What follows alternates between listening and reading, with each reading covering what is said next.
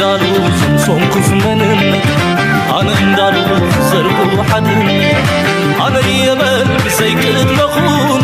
ኣነ የበል ኣነልካ ኸኣሎ ኣነ የበል ኣነልካ ኸኣሎ ወርሳይካኣሎ ኣነ የበል ኣነ ቐታልሞት ኣነ የበል ኣነ ሙሉ ሓሞት ኣነ የበል ኣርሓኹሉ ምሉ ደው ዝበለ ኣፅዒቡ መትከሉ ኣነ ዋልታ ዘይስገር ሓፁረይ በሎም ወዲ ኤረይ ኣነ ኣነ ኣነ ኣነ ኣነ የበል ኣነ ኣነ ገላይ ሰናይ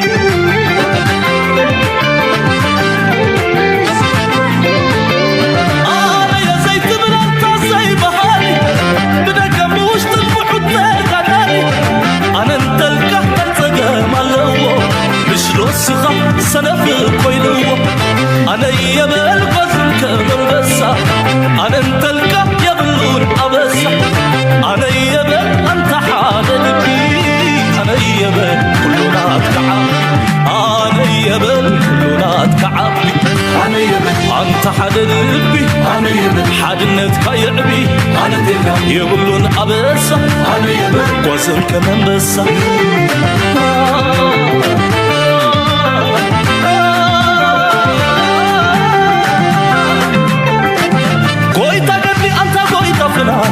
أنا تلك سايكون نتعنا زنق فتحي زغنعك خمقنا أنا يبل أنت الخصاصنا ويتقدلي أنت قويتفنا أنا تلك أيكون نتعنا زنق فتحي زغنعك خمقنا أنا يبل أنت الخصاصنا أنت إريتراوي سبب مرهاوي يبلون أبس قوازن كمان نسا سلام تخطاتلتنا إذا channel كما يتخونوا تبوك تكونوا ناي ووترو تمنيتنان بحقنانيو لومون كم ووترو أقد السزينات هاتبالنا يوم حزنا لكم قريبنا لنا كسام مودة مدبنا مسانا كتسون حدما بخبرنا عدمكم لايك مقبار شير مقبار كومنت مصحف ناب كالوت كم زبتسح بمقبار كتجمروا ناب تمدبنا دما بخبرنا عدمكم سلا تقولوا تكبروا ودقف دما دقاقيبنا كي مزقناكم كحال فاين دلنا كم وترو أقداسي واناوي مساتي مهاري قطبا بوليتيكا نقول بحدا كنركن فتنينا جزي خي وسدنا مجمريا بزي وانا وزلونا نجمر let's go. Investors cannot catch a break. US President Donald Trump's relentless assault on global stock markets continues. Stocks across the board crashed again today, and it was worse than last week. It is being called a Black Monday. Panic has swept through the markets from Mumbai to Tokyo. In India, the Sensex crashed over 2,200 points and the Nifty fell by over 3% below the... مچم دونالد ترامب كل جزية ناي دراما مع كل خوز دل مرة عندي نيرو بتخكل حجكم بوتو رقيب الله علم ملو بزعبة دونالد ترامب كم تزارب كوين الله علم ملو هنا تونس كل جزية كابت زينا كل يدلني تسبح ما تسبح كل جزية زينا كل يزدل دونالد ترامب يزبال حجد ما بتخكل نحن تسكندون كاب زينا كله كم زي كل كوين له معناته لنفس وقف طبعا علم أمنا ጫው ከም ዝብል ገይር ወሎ ብፍላይ ድማ ንመን ሃስዩ ዘሎ ዝበሃል ዘሎ ወይ እውን ዝያዳ ትፅልዋ ኣብ ኤስያ ዝረአ ዘሎ ዕላማ ድማ ንጹር እዩ ኤስያውያን ሃገራት እዮም ቶም ብቴክኖሎጂ ብንግዲ ብማኒፋክቸሪንግ ኣብ ዝለዓለ ደረጃ ዘሎ ስለዚ እቲ ዝያዳ ስምብራት እቲ ታርጌት ቀንዲ ናብ ኤስያ ይኸብድ እዩ ዝበሃል ዘሎ ምክንያቱ ወላ እውን እቲ ታሪፍ ዝበፅሐ እቲ ታሪፍ ኣብ ኤስያ ይወርዶ ስለ ዘሎ ስለዚ ኣብ ኤስያ ሓራዝ دحان زخونه هاجر كم زي اللي زنقر زلوا كلها توم تحريمهم كم زلون حدا بحدا كنركن فتنينا تنايكو طبعا رادي كونه مستكو طبعا زتهاز جبر ملسي تمتفنان بكل ملك كنرياكم فتنينا مهنياتو قال لي اكت بركخ جميرالا قالك تمارخ جميرالا قالك تملس قالك تتهرر قالك تلسس تفل عليها كايدانا عالمنا هنري زدما نتزلو زمدناتاتن شركناتاتن عبي صلوا كله rupees in India, that's around $150 billion. This money has vanished from the Bombay Stock Exchange alone. Needless to say, the sell-off was brutal. Every sector was in the red, deep in the red. It's the same story across Asia. Tokyo's Nikkei dropped by over 8%. Taiwan's TAIEX fell by almost 10%. In both markets, the circuit breaker was triggered. What is the circuit breaker? If the stock prices rally or fall way too quickly, the markets hit a pause button. This gives a moment to all investors to calm down and think before making any decisions. Today, markets in Japan and Taiwan hit the bottom circuit, meaning they crashed hard and they crashed way too fast. So trading had to be suspended to واللهم سلازي زي أبعلت شوعة ورهربعة زقاتمي تا بلاك ماندي تباهلا تجليس أزلايا توتسيد دما دونالد ترامب أب على أربعة بيلو إنه على كلت جميرو تعريف سلا ريسيبروكال تعريف سلا زا أوجه تجبر ملسناتو بس جزينا بجزية حسابي غير خون نو حيس أن إحنا خون كملوس أنهم دحريو مليسو كتحرروا مخانوس فلتت ستاك ماركت أبعلت أربعة على حمشة وناود رقيس أنهم أبعلت شو حتى كون كلجن كم دجنا برتع زغنا في الله بيسيا برتع زغنا قبل ملسار يوم خنياتو اتزلع على الوانا يتعرف سبحان زلو نبيسيا سلزغنا السترة دي كونها تم زبسحو نبرت أب عالم نتقام لهم زلنا أبدي تو داي لايف نتقام لهم زلنا نبرت أبكشنا ناديو أبهيوتنا بس إيسيا ركب زلو وي كاب كال هاجر زفر وحدي زلو سلزي إيسيا قبال كله ቻይና አሎ ጃፓን አሎ ደቡብ ኮሪያ አሎ ቪየትናም አሎ ካምቦዲያ አሎ ማሌዥያ አሎ ኢንዶኔዚያ ህንዲ so there are so many countries up to Asia ዝበሃል ኩላቶም ድማ ናይ ፋብሪካታት ዓቕሚ ዘለዎም ሃገራት እዮም ስለዚ all in all እቲ ስምብራት ዝያዳ ኣብኦም ነይሩ ኣብ ካልእ ኣይነበረን ማለት ኣይኮነ ናይ ኣሜሪካ ስታክ ማርኬት ንባዕሉ ኣብ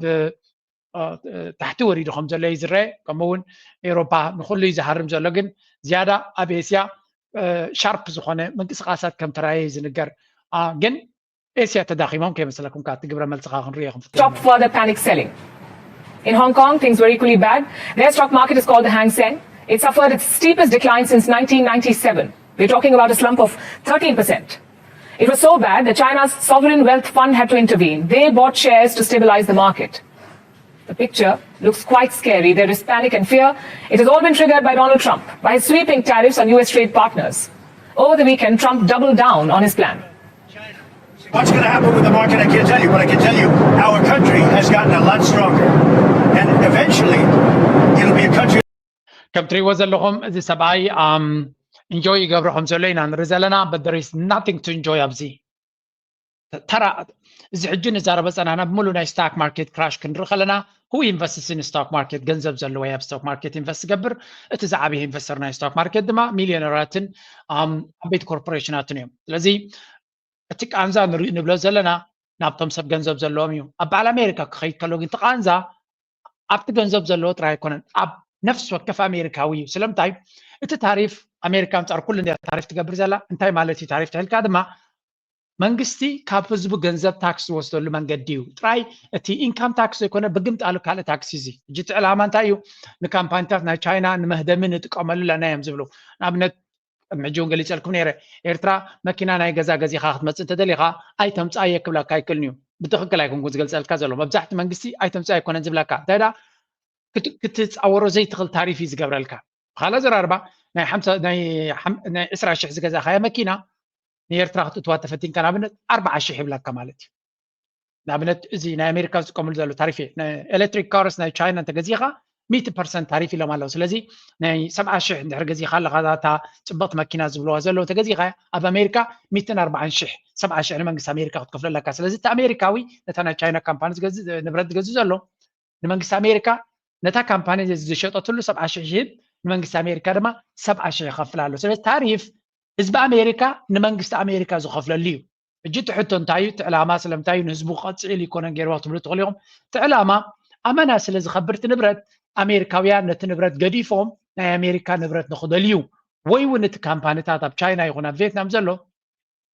كاب دقمتيو كاومتيو نا أمريكا نكشي كخبدوس لزغونه فابريكا ناتو كاب چاينا أنكيدو منقيسو أب أمريكا كهانسو شعب أمريكا كفريو يتعلامة سلازي short term pain for long term gains بحال كابزينا حاتير جزي قانزا ننوح مفتحك هنا كازغل ويول مخصب نختركب زبليو اتحتو قد نابنت زيا أبزي بزح ميمس قبر له بزح تواصل يمز قبر زلو اتي دونالد ترامب حسبه زلو نجر خون زخل دي ولا بكون إن تبالكاون ቻይናውያን ዝገብርዋ ዘለዉ እዩ ኣሜሪካውያን ከምዚ ክኾኑ ወይ ዝደሊ ዘሎ ኮፍ ኢሎም ካብ ቪየትናምን ካብ ካልእ ነቲ ስራሕ ከምፅኦ ማለት ኣሜሪካውያን ኦቨርዌይት ገይሮሞም ከምዚ ክዳውንቲ ክሰፍዩ ክውዕሉ ማለት እዩ ብውሕድ ደሞዝ ንኣሜሪካውያን ሜክ ኣሜሪካ ግሬት ኣገይን ማለት ኣብ ፋብሪካታት ኮፍ ኢልካ ከምዚ ኣብ ካልእ ሃገራት ኤስያ ዝስራሕ ዘሎ ገለገለውን ኣብ ሃገራት ኣፍሪካ ትስራሕ ዘሎ ህዝቢ ኣሜሪካ ከምዚ ኢሉ ክሰርሓሉ ድዩ ዝደሊ ዘሎ እዮም ዝብሉ ዘለዉ it's a very very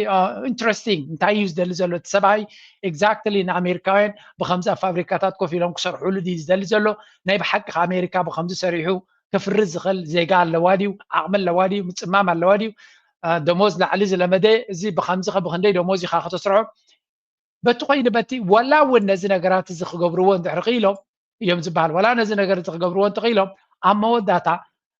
ዋጋታት ኣዝዮም እዮም ክኸብሩ ነገራት ንገዝኦም ዘለና ሕሱራት ዝኾኑ ኣብ ኤስያ ስለ ዝፈርዩ ዘለዉ እዮም ናይኪ ክዳን ናይኪ ጫማ ሕሱር ኣይኮነን ኣብ ኤስያ እናፍረይዎ ከሎ እዩ ሕሱር ዘይኮነ ኢማጂን ኣብ ኣሜሪካ ከፍርይዎ እንትደልዮም ንሰዓት maybe I don't know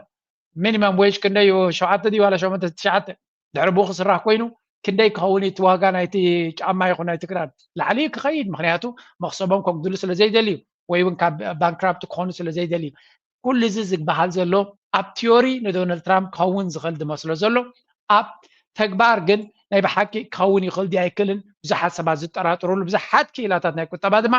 በፍጹም ክኸውን ዘይክእል ኣብ ፋንታዚ ዝነብር ዘሎ እዚ ሰብ እዚ እዮም ዝብልዎ ዘለዉ ንመለስ ክልተ ነገራት ክንርኢና ቀንዲ ናይ ቻይና ግብረ መልሲ ክንርኢና depends on exports to the US. Trump has placed some of the highest tariffs on this region. Just look at the rates. Japan and South Korea face 26% duties. India again 26%. Thailand 36%. Vietnam 46%. Cambodia 49%. And China a whopping 54% tariffs. ሕጂ እቶም ሃገራት ኤስያ እንተሪእናዮም ናይ ማኒፋክቸሪንግ ሃብ ወይ እውን ናይ ማኒፋክቸሪንግ ናይ ፋብሪካታት ማሽን ናይ ዓለምና ዝኾኑ እዞም ሃገራት ኤስያ እዮም እንተኢልናዮም ጃፓንን ደቡብ ኮርያን of course መብዛሕትኡ ኤሌክትሮኒክስ ዶሚኔት ዝገብርዎ እንኮላይ መኻይን ዶሚኔት ዝገብርዎ ሃገራት እዮም 26% እዚኣቶም ከዓ ኣመና መሻርክቲ ናይ ኣሜሪካ ስለ ዝኾኑ ከምኡ by the way ጃፓን ኩሉ እቲ ታሪፍ ክንገድፎ ኢና ንስኻትኩም ከዓ ግደፍዎ እዚ ዓይነቱ ምስ እቲ ፕራይም ሚኒስተር ናይ ጃፓን ምስ ኣሜሪካ ተራኺቡ ተዘራሪቦም ኣለዉ ይበሃል ኣሎ so certain negotiations ተጀሚሩ ከም ዘሎ ይንገር ኣሎ ህንዲ 26% ታይላንድ 36%, ቪየትናም 46%, ካምቦዲያ 49%, ቻይና 54%. ናይ ቻይና ጽቡቅ ጌርኩም ሓዝዋ ቻይና 54% ታሪፍ ክበኩም ኢልዎም ኣሎ ቻይና ድማ ግብረ መልሲ ከምኡ ምስ በሎም 34% እንትባ ኣብቲ ታሪፍ ናይ ኣሜሪካ ምስ ሃረሞ ዶናልድ ትራምፕ ንሱ 54% ገይሩ ከሎ ዘይ ተሰማዖሲ ቻይና 34% ታሪፍ ስለ ዝገበረትሉ ተቆጥዑ ዝተዛረበው ከስማዓኩም እቲ ግብረ መልሲ ድማ ክንርኢና it's a very very interesting time. With the breaking news, the President Trump threatening to slap China with additional tariffs. Let's go live to CNN senior White House reporter Kevin Liptak. So, Kevin, what is the president saying about this potential escalation here? Yeah, and it's a major escalation in this tit-for-tat tariff war between Washington and Beijing. Remember, Pam, last week President Trump applied that 35% reciprocal tariff on China. China retaliated, applying its own 34% tariff on the United States. Now President Trump saying this: if China does not withdraw its 34% increase above their already long-term trading abuses by tomorrow, April the 8th, the United States will impose additional tariffs on China of 50% effective April. كم تري وزلهم انتهى يوم زبل زلو ቻይና ነሱ ዝገበሮ ታሪፍ 34% ግብረ መልሲ ምስሓብዎ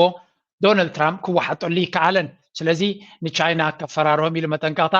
ንዕለት 8 ወርሒ 4 2025 ብፍርቂ መዓልቲ ቢልኩም እዚ ታሪፍ 34 ጌርኩሞ ዘለኹም እንተዘይልዒልኩሞ ተወሳኺ 50% ታሪፍ ኣብ ልዕሊ ናይ ቻይና ንብረት ክገብር እየ ብምባል ኣጠንቂቑ ስለዚ 54% እንተነይሩ 50% ተወሳኺ ማለት 140% ታሪፍ ንኽገብር እዩ ዝዛረብ ዘሎ ስለዚ ጀነራሊ እዚ ሓውሲ ናይ ኖርማል ኣብ ትሬድ ዎር እንዮም ዘሎ ኣብ ኩናት እንዮም ዘለዎ ግን another level of escalation ብሎ እዚ ኸ ዝላዕለ ደረጃ ወጥሪ ኣብ መንጎ ዘን ክልተ ሓይልታት እዮም ቻይናውያን ድማ ገጢሞም ኣለዉ ስለምንታይ ሓፍኮፍ ይብል ኣሎ ምክንያቱ ዶናልድ ትራምፕ ኣብ ሓፂር ግዜ ኣፈራሪሁ ዲል ክረክብ ይዝደሊ ዘሎ ኣብ ሓፂር ግዜ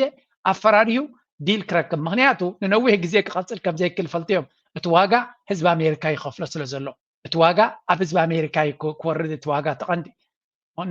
ንብዙሓት ሃገራት ታሪፍ ገይሩ ስለ ዘሎ ኩሉ እቲ ንብረት ካብ ካልእ ዓለም ዝመፅእ ነቲ ሃገር ከቢሩ ኣሎ ማለት ስለዚ እቲ ዋጋ ነቲ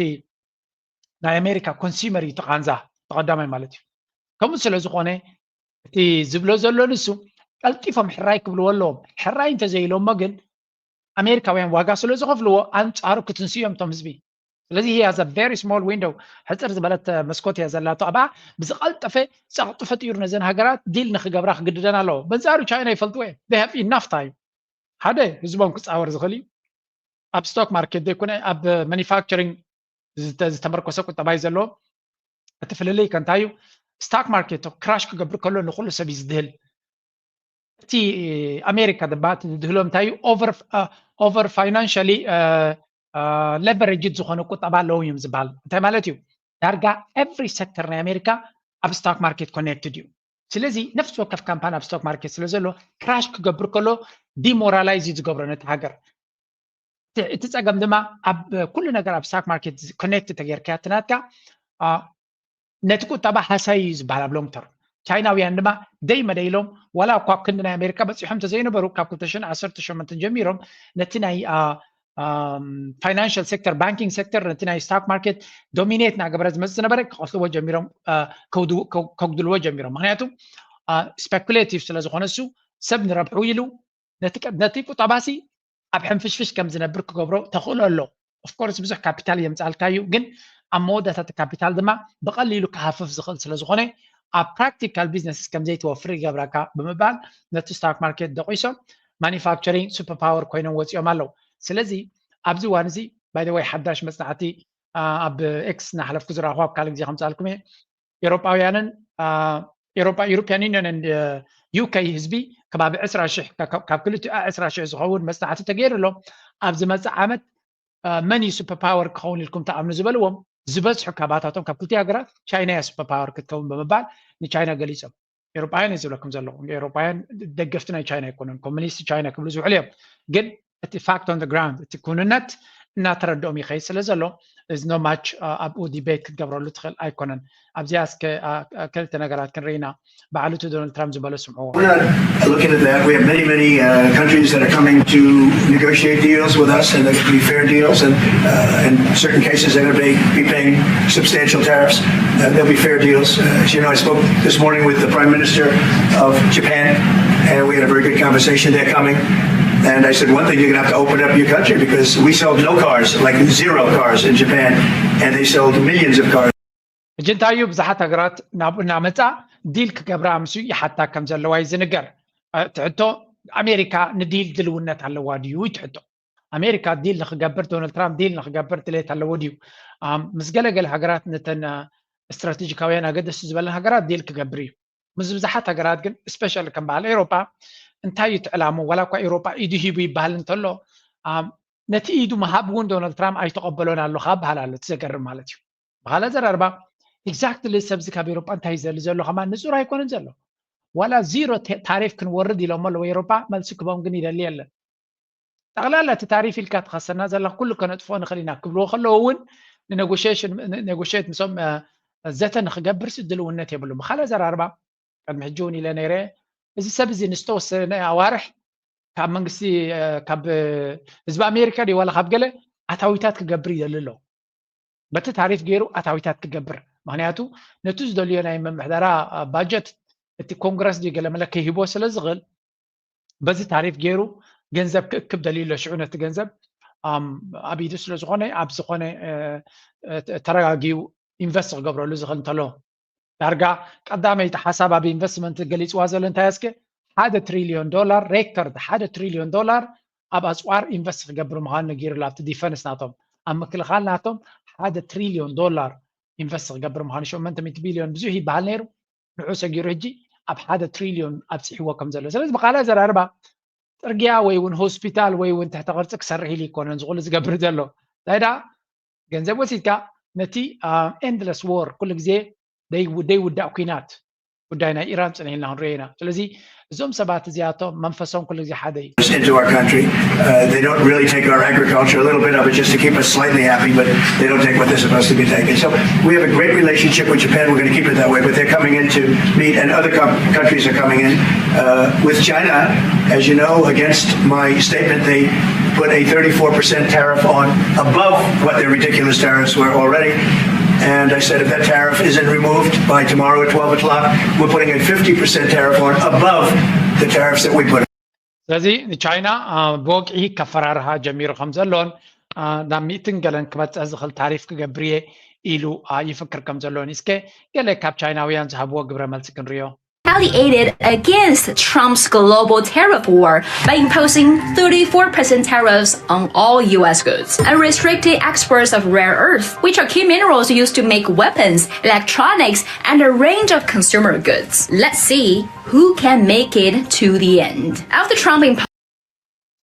መጀመሪያ እንታይ ገይሮም መስለኩም ቻይና ንዶናልድ ትራምፕ እዚ ነገር እዚ ከጋጥም ከም ዝኽእል ስለ ዝፈልጡ ዝነበሩ sophisticatedly plan እዮም ዝገብርዎ ነይሮም ምናልባት ንቻይና ንኣሜሪካ ብኸመይ ክንቋፀረሎም ንኽእል እንታይ ኢና ንሰደሎም ዘለና ኤሌክትሮኒክስ ዲና ንሰደሎም ዘለና ወላ ገለ ዲና ንሰደሎም ዘለና ኣብ መወዳእታ እቲ ኩናት ቲት ፎርታት ንሓትሕና ክንተሃረረም ተጀሚርና መን ዝያዳ ክስምዖ ይኽእል ንዝብል ኣርእስቲ እዩ ቀንዲ ቻይና ሓይልና ታበዩ ኣብ ማዕድናት እያ ሓይላ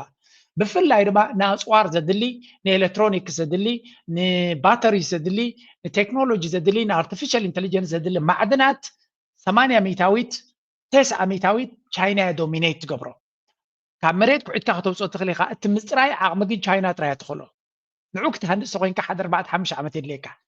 ሶ ኤግዛክትሊ ንኣሜሪካውያን ኣበይ ከም ዝሕሞም ፈሊጦም ኣብቲ ማዕድናት ናብኦም ዝኸይድ ዝነበረ ጠጠው ኣቢሎም ኣለዉ እዚ ኸ ነፍሱ ዝኸኣለ ሓደ ምንሃር ዋጋታት ናይቲ በዚ ዝስራሕ ዝነበረ ካብ ካልእ ክገዝኡ ተኮይኖም ማለት 20% ካልኦት እውን ይህቡ እንዲኦም ካብቶም 20% ክትገዝእ ተኮይንካ እቲ ዋጋ ላዕሊ ክኸይድ እዩ ምክንያት ስለ ዘለዎ ከምቲ ትደልዮ በቲ ትደልዮ ቮሊዩም ከይትረክብ ትኽእል ኢኻ 80 ሚታዊት ሓደ ካምፓኒ ወይ እውን ሓደ ሃገር ዝቋፀሮ ተኮይኑ ሞኖፖሊ ዝበሃል እዚ ሞኖፖሊ ስለዚ ቻይና ቀደም ኣቀዲሞም ስለ ዝሓሰቡ ሞኖፖላይዝ ገይሮም እዮም ነቶም ኣገደስቲ ነዚ ናይ መጻኢ ቴክኖሎጂ ዘድልዩ ማዕድናት ኣወፃፅኣናቶም ምፅራይናቶም ምድላውናቶም ሞኖፖላይዝ ገይሮም እዮም ስለዚ ንዑ ዝበቅዕ ቴክኖሎጂ ክትገብር ተኮይንካ ወላ ካብ ዩክሬን ንዩክሬን ብሓይሊ መንዚዕካ እቲ ማዕድናት ወሲድካዮ ከተፃርዮም ከተደላድሎን ተኮይንካ ንቻይና ክትወስዶ ክትክእል ኣለካ ስለዚ ኣብዚ ጉዳይ እዚ ኤክስፖርት ኮንትሮልስ ብምግባር ነቲ ካፓሲቲ ናቶም ነቲ ናይ ኣሜሪካ ክኸይድ ዝኽእል ዝነበረ ጠጠው ኣቢሎም ኣለዉ ሓደ ካልእ ኣብ ብዙሕ ነገር ይደሎ እቲ ኩናት After Trump imposed tariffs on all countries, trillions of dollars on Wall Street vaporized. Tens of thousands of people in the US and Europe went down the streets to protest against his administration. And some countries are thinking about negotiating with or yielding to the US. Some wonder whether this will damage China's economy. Well, this will of course bring a negative impact on China's exports in the short term, but it's nowhere near destroying China's economy because China has been well prepared for the worst case scenario. Here are the reasons. First, China has been diversifying its exports market, reducing reliance on the US market. The share of China's exports to the US has fallen from 19.2% in 2018 to 14.7%. እጅንታዩ መን እዩ ዝያዳ ክጉዳእ ኣብዚ ንግዲ እዚ እዩ ዝበሃል ዘሎ እቲ ንግዲ ንመን እዩ ንምጉዳእ ኣሜሪካ ንሕና ዝያዳ ገዛእቲ ስለ ዝኾንና ቻይና እያ ክትጉዳእ ኢሎም እዮም ካልኩሌት ገይሮሞ ዘለዉ ምክንያቱ ንሕና ኢና ዝያዳ ካብቲ ንግዲ ንኸስር ዘለና ስለዚ ካብቲ ንግዲ ዝያዳ ዝኸስብ ንሱ ዝያዳ ዝጉዳእ ብመልክዕ ናይ ገንዘብ የስ ብመልክዕ ናይ ሂወት ከ እንታይ ማለት እዚ እቲ ንብረት ኣብ ኣማዞን ትገዝኦ ዘለካ ድዩ ኣብ ወልማርት ናይ ኣሜሪካ ሱፐርማርኬታት ትገዝኦ ዘለካ ክንደይ ፐርሰንት ናቱ ካብ ቻይና ዝመፅእ እዩ ብካልእ ኣዘራርባ ኣብ ልዕሊ እዚ ኩሉ ንብረት እዚ ታሪፍ ተተገይሩ እንታይ ክኸውን ይትሰብ መናብረናቱ ኤቭሪዋን ብየማንን ፀጋምን ክህረም ክጅምር እዩ ስለዚ ኣብ ቻይና መክሰብ ይጎድል ኣሎ ንብል ኣለና ኣብ ኣሜሪካ ግን መንባር ይኸብር ኣሎ ኢና ንብል ዘለና ስለዚ ቱ ዲፍረንት ቲንግስ እቲ ቃንዛ ንክልትዩ ሓደ ኣይኮነን ክስምዖ ዝኽእል ኣብ ኣሜሪካ ተራ ህዝቢ ዋጋ ዝኸፍል ዘሎ ኣብ ቻይና ግን ኮርፖሬሽንስን ካምፓኒታትን እዮም ዋጋ ዝኸፍል ዘሎ ኦፍኮርስ ተን ካምፓኒታት እውን መክሰበን ክጎድል ከሎ ሰራሕተኛታት ክሰጓየን ደዚ ከምኡ ሕማቅ ማለት ኣይኮነን ብግምት ኣሎ ኣብ ኣሜሪካ እውን እንተኾነ ሰብ መናብሮ ክኸብሮ ተጀሚሩ እቲ ላይፍ ስታይል እቲ ኩሉ ነገር እናተበላሸወ ክኸይድ ማለት ሰባት እንድሕር መናብሮ ኣኽቢርካሎም ነቶም ካልኦት ዝገብርዎም ዘሎ ክበትኽ ክጅምር እዩ ንኣብነት ቴሌፎን ክገዝእ ዝሓሰበ ድዩ ክዳን ክገዝእ ዝሓሰበ ድዩ ንዑ ገዲፉ ኣብቲ መግቡን ገለመለን ጥራይ ከተኩር እዩ ካለ ዘራርባ ቁጠባ ናይ ኣሜሪካ ረሴሽን ክኣቱ ዘሎ ተኽእሎ ላዕሊ እዩ ኢንፍሌሽን ምንሃር ዋጋታት ንላዕሊ ክኸይድ ንተራ ህዝቢ ክሃስስ ዝኽእል እዩ ቻይናውያን ሓደ ካብቲ ኣብ ዝሓለፈ ዓመታት ዝገበርዎ ዝብሉ ቁጠባ ናቶም ኣብ ቻይና ኣብ ኣሜሪካ ዝነበረ ናይ ኤክስፖርት ፅልዋናቱ ካብ 19.2 ዝነበረ ናብ 14.7 ወሪዶም እዮም 14.7 እውን ኣገዳሲ ፐርሰንቴጅ እዩ ግን ሬላቲቭሊ ክትሪኦ ከለኻ እቲ ዝነበረ እናጉደልዎ ይኸዱ ከም ዘለውን ቁጠባናቶም ዳይቨርሲፋይ እናገበሩ ከም ዝኸዱ እዚ ድማ ነቲ ክመፆም ዝኽእል ግብረ መልሲ ኣቐዲሞም ተዳልዮምሉ ከም ዘለዉ እዩ ዝንገር ዘሎ እዚ ከዓ ነቲ ዝመፀካ ቃንዛ ንኽትስከሞ የኽእል in 2024. China is a major trading partner of more than 150 countries and regions in the world. And since 2018, China's exports to ASEAN, the Association of Southeast Asian Nations, have increased from 12.8% to 16.4%. And China's exports to Belt and Road Initiative participating countries rose from 38.7% to 47.8%. Meanwhile, the US is highly dependent on China for a lot of products. Not only many consumer goods, but also many investment goods. So ብሓፈሻ እንታይ ንርኢ ዘለና ቻይና ነቲ ዝደለዋ ንግዲ ናብ ካልኦት ሃገራት ናብተን ኣዝያን ሃገራት ዝበሃላ ከምኡውን ናይቲ BRI ዝበሃላ ቤልት ኤንድ ሮድ ኢኒሽቲቭ ዘለወን ሃገራት ብሳተን ዘሎ ንግዲ እናዓበየ ከም ዝኸደን ንሓዋሩ ድማ ጠጠመተነ ቻይና ኣብ ኣሜሪካን ኤውሮጳን ዘይኮነ ኣብቲ ግሎባል ሳውዝ ዝበሃል ዝበዝሕ ህዝባዊ ስለ ዝቕመጥ ኣብኡ ዘተኮረ ፖሊሲ ክህልዎም እዮም ዝደልዩ ዘለዉ ንግዚኡ ቃንዛ ክትፈጠረሎም ትኽእል ኢኻ ግን ናይ ሎንግ ተርም ስትራቴጂ ስለ ዘለዎም ከተዳኽሞም ትኽእል ኢኻ ዝብል ካልኩሌሽን ግን የለን ካልኦት ሃገራት ክንታይ ይገብሩ ኣለዉ ማለት ቻይና ሰራይ ክትምክት ትኽእል ሃገር እያ ንብል ኣለና እቲ ምምካታ ድማ ብዝተፈላለየ መንገዲ ክትገልፆ ትኽእል ኢኻ ስለዚ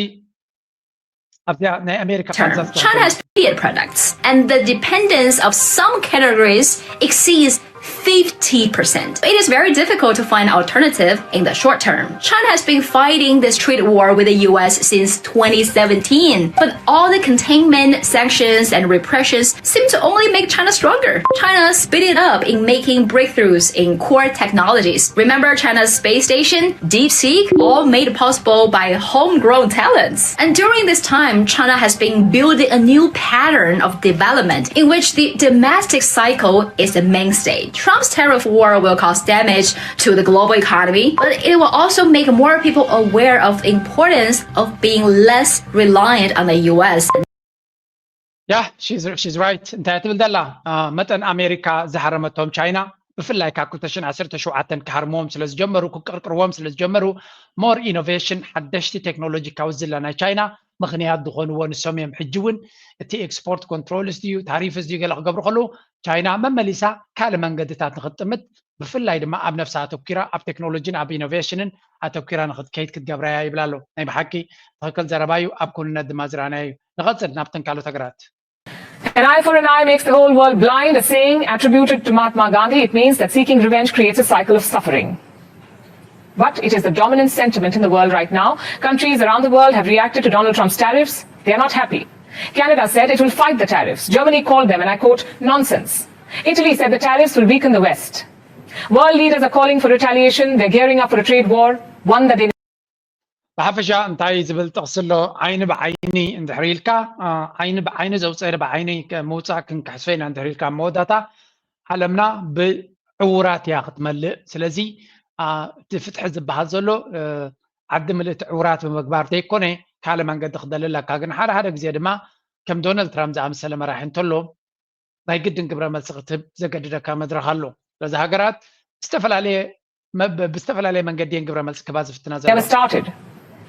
As Trump unleashes his tariffs, our next report tells you how countries around the world are responding. Trade war is in nobody's interest. Our old relationship of steadily deepening integration with the United States is over. When the United States embraced the mantle of global... እንታይ ዘርኢ ዘሎ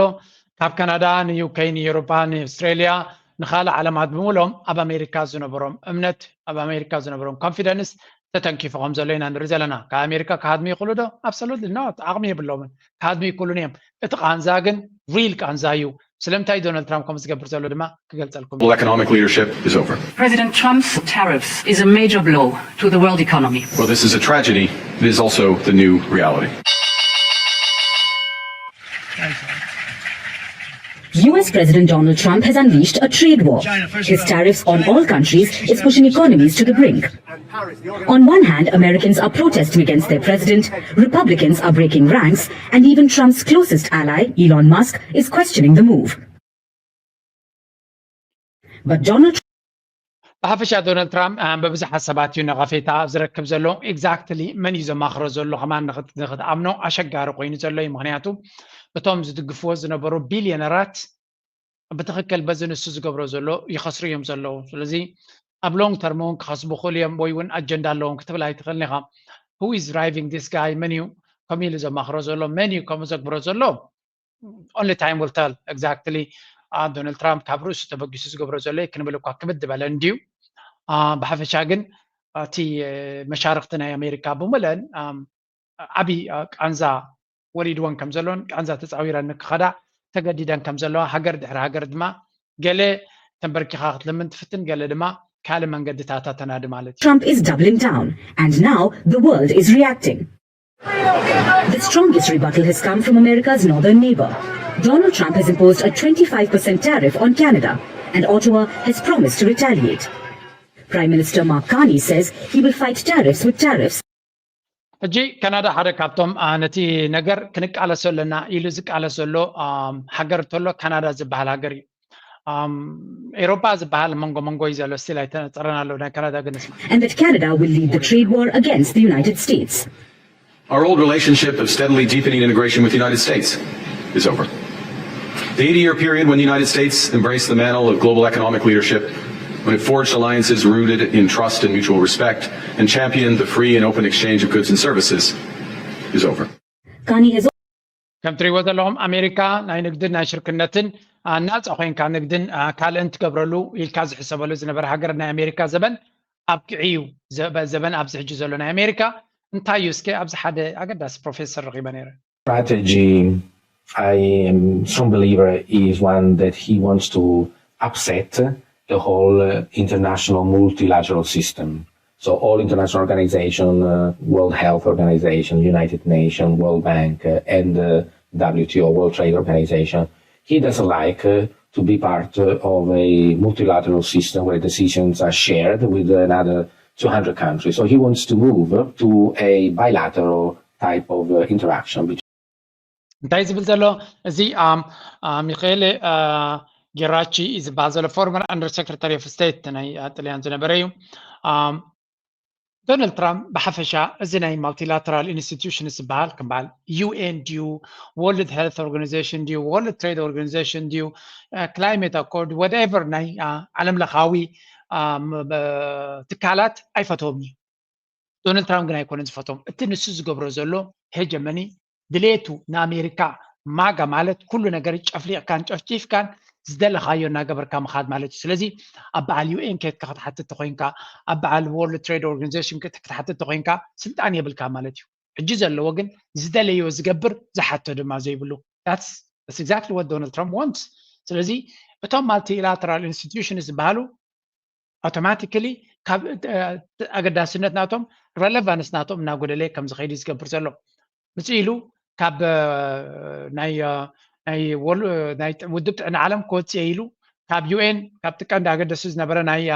ሂውማን ራይትስ ገለ ዝነበረ ኢዱ ስሒቡ ካብቲ ናይ ክላይሜት ዝበሃል ዝነበረ ኢዱ ስሒቡ ካብ ካልኦት ኢቨን ካብ ዩኤን ክወፅእ ከም ዝኽእል እንተደይወፅኡ ባጀት ናቱ ኣፀቢቑ ከጉድሎ ከም ዝኽእል እዩ ዝነገር ዘሎ ስለዚ ባይ ኦል ኣካውንትስ ብዙሕ ለውጢ ኢና ንርኢ ዘለና እዚ ድማ ነተን ንብዙሓት ሃገራት ስጋት ክፈጥር ከሎ ነቶም በቲ ትካላት እቲ ዝብደሉ ዝነበሩ ሃገራት ኣብነት ከም በዓል ኤርትራ ጽቡቕ ተስፋ እዩ ምክንያቱ እቶም ትካላት ያቶም ጎዲኦምና እምበር ኣይጠቐሙናን ካ ስለ ዝኾኑ in the United States an individual head of states of other countries on a one-to-one basis, on a bilateral basis. And so with that concept in mind, a rise in tariff is for Trump a way to almost de facto exit the WTO, upset the rules of the WTO, and then move to the second stage, which is the beginning of discussion and negotiation with individual states.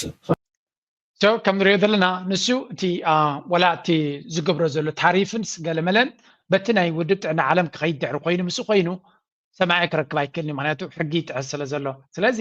ካብቶም ማልቲላተራል ኢንስቲትዩሽንስ ዝበሃሉ ዘለዉ ንክሃድም ዝገብሮ ዘሎ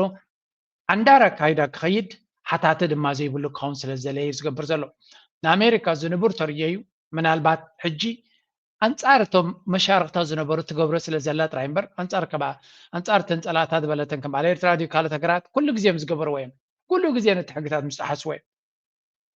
ናይ ኤርትራ ኮሚሽን ዶብ ኣብ ሄግ ዝወሰነ ውሳኔ ኣሜሪካ ረጊፃቶ ነይራ ስለዚ ዓለም ለኻዊ ትካላት ረጋጊፅካ ምኻድ ናይ ኣሜሪካ ፖሊሲ ነይሩ ንሕና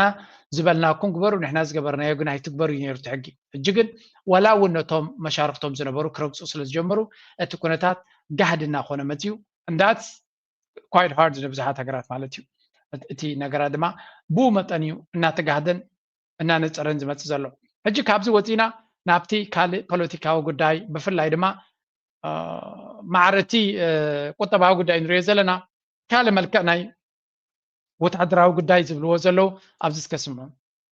President Donald Trump says his administration is set to hold direct talks with Iran and Oman on Saturday, but Iran says the discussions will be indirect. Trump made the comments during a meeting with Israeli Prime Minister Benjamin Netanyahu at the White House. Shihab Ratanzi reports from Washington, D.C. ናይ እስራኤል ፕራይም ሚኒስተር ናብ ኣሜሪካ ከይዱ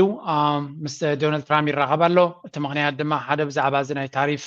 ንክዘራረቡ እዩ ዝበሃል ነይሩ እቲ ቀንዲ ግን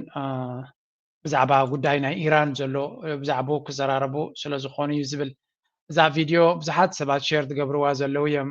ኩሉ ግዜ I don't know for whatever reason ከምዚ ክገብረሉ ከሎ ብዙሓት ኣሜሪካውያን ወላ ማጋ ዝብሉ ናይ ኣሜሪካ ኣመና እዩ ዘቆጥዖም እቲ ቀንዲ ስርሑ ዶናልድ ትራምፕ ኩርሲ ናይ ነተንያሁ ናይ ምስትኽኻል እዩ ቀፃሊ ከምኡ ዝገብረሉ ስለዚ ገለገለ ሰብ ንትሕትና ክብሎ ይኽእል እዩ ግን መብዛሕትኡ ግዜ ኣብ እስራኤል ክኾን ከሎ መልመፅእ ከም ዝቕየር እቲ ዶናልድ ትራምፕ ዝበሃል ወላ እውን ነቶም ዝፈትውዎ ውርደት ኮይኑ እዩ ዝስምዖም ውርደተኛ እዩ ኣብ እስራኤል ክመፅእ ከሎ እዚ ከዓ ኣገይን ዝዓበየ ገንዘብ ሶም እዮም ሂቦሞ ንሶም ከም ዝቆፃፀርዎ ድማ ዝኾነ ይኹን ዘከራኽር ነገር ኣይነበረን ባይ ዘ ወይ ኣብ ገለ ኢንተርቪው ክዛረብ ሰምዒዎ ክፀልኦ መዓት እዩ ነቲ ነተንያሁ ክፀልኦ መዓት ምዃኑ መተሓለለ ምዃኑ ከም ዝፈልጦ ግን ዓቕሚ የለን ተታሒዙ ዘሎ ሰብ ስለ ዝኾነ ከምዚኣ ትሪእዎ ዘለዎም ኩርሲ ክደፊ ዝረአ very patriotic ዝኾኑ ናይ ኣሜሪካ ጀጋኒና ናይ ኣሜሪካ ኣመና እዩ ዘገድሰና ዝብሉ ሰባት በዚኣ ኣክሽን እዚኣ ክቁጥዑን ፀርፀር ክብሉን ክንደይ ግዜ ሰሚዐዮም ኣለኹ ንመለስ ሕጂ ኣብቲ ናይ ኢራን ዲል ዝበሃል ዘሎ ናይ ብሓቂ እንታይ ዓይነት ዲል እዩ ክግበር ዝበሃል ዘሎ Iran, Gaza and tariffs. Those were the main items on the agenda as US President Donald Trump met with Israeli Prime Minister Benjamin Netanyahu. A press conference between the two was cancelled. But as Trump has been doing with other visiting world leaders, he met with a gaggle of reporters at the Oval Office at the White House with Netanyahu by his side. He was asked about a range of topics and made news with several of his answers. Notably, he said that direct talks between the US and Iran had already begun. ሕጂ እንታይ እዩ ዝብል ዘሎ ብሓፈሻ negotiations ግድን ምሳይ ክዘራረቡሎም ብዛዕባ እቲ ናይ ኒኩለራዊ ኩነታት ናይ ኢራን እናበለ ዝዛረብ ዘሎ ባይ ዘ ወይ ዞም ኣብዚ ክገብሩ ከለዉ ኣብ ሞስኮ ድማ ቻይና ራሽያ ኢራን ብዛዕባ እቲ ጉዳይ ናይ ኒኩለር ኣብ ራሽያ እውን ደጊሞም ኣብ ቻይና ተረኺቦም ነይሮም ኣብዚ ቀረባ ድማ ኣብ ራሽያ ተረኺቦም ከም ዝነበሩ እዩ ዝንገር ዘሎ ስለዚ እቲ ኣብ መንጎ ራሽያን ኢራንን ቻይናን ዝግበር ዘሎ ሽርክነት መመሊሱ ዕምቆት እናወሰኸ ይኸይድ ከም ዘሎ እዩ ዝንገር ቻይና ነቲ ኣሜሪካ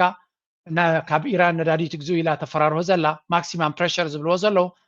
በዓልኩም ትፈልጡ ኢሎም ብዙሕ ነዳዲ ካብ ኢራን ገዝኦም ዘለው ኢና ንርኢ ዘለና ስለዚ ነቲ ናይ ኣሜሪካ ካይዳ ቻይና ኣብ ብዙሕ መንገድታት ክትዕሶ ኢና ንርኢ ዘለና that's a good news ፅቡቕ ዜና እዩ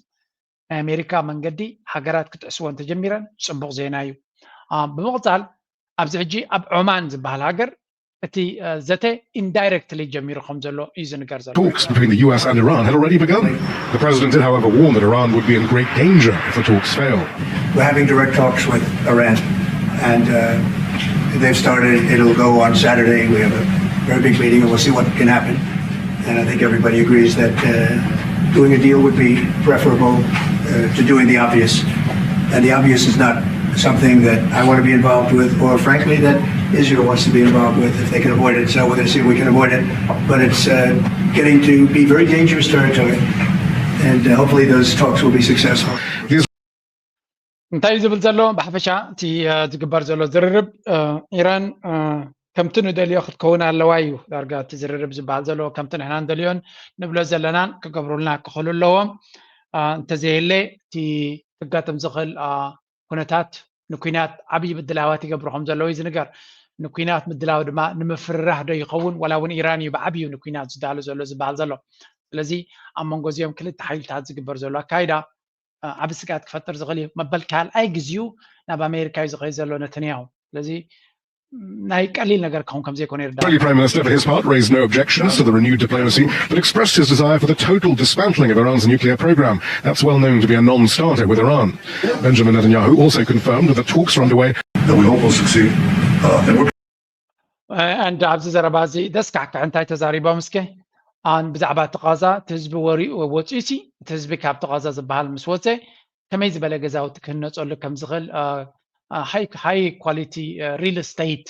ክኸውን ከም ዝኽእል እቲ ቦታ እቲ ዶናልድ ትራምፕ ደጊሙ ተዛሪቡ ቃል ብቃሉ ሕጂ ኣብ ቐዛ ዝፍፀም ዘሎ ስቃይ ኣብዚ ቪድዮ ከምፅኦ ይክእልኒ ዘስካሕክዕ ስለ ዝኾነ ብጣዕሚ ሕማቕ ቃንዛን ስቃይን እዮም ዝፍፅሙ ዘለዉ ገሰት ናይ ሰብኣዊ መሰላት ህልቂት ዲኻ ክትብሎ ወላ ምጥፋእ ናይ ዘርኢ ዲኻ ክትብሎ ኩሉ እቲ ሰይጣናዊ ዘረባ ነተንያሁ ይፍፅሞ ኣሎ እንገስወት ኣብቲ ዝለዓለ ዋይት ሃውስ ኦቨል ኦፊስ ከም ድሌቱ ይመላለስ ኣሎ ስለዚ ኩሉ ግዜ ናይዚ ነገር እዚ ክነግረልኩም ከለኹ ሓንቲ ነገር ጥራይ ዘክሮ ይኽብለኩም ዘሊ ኣብ ዓለም ቋንቋ ሓይሊ ጥራይ ይሰርሕ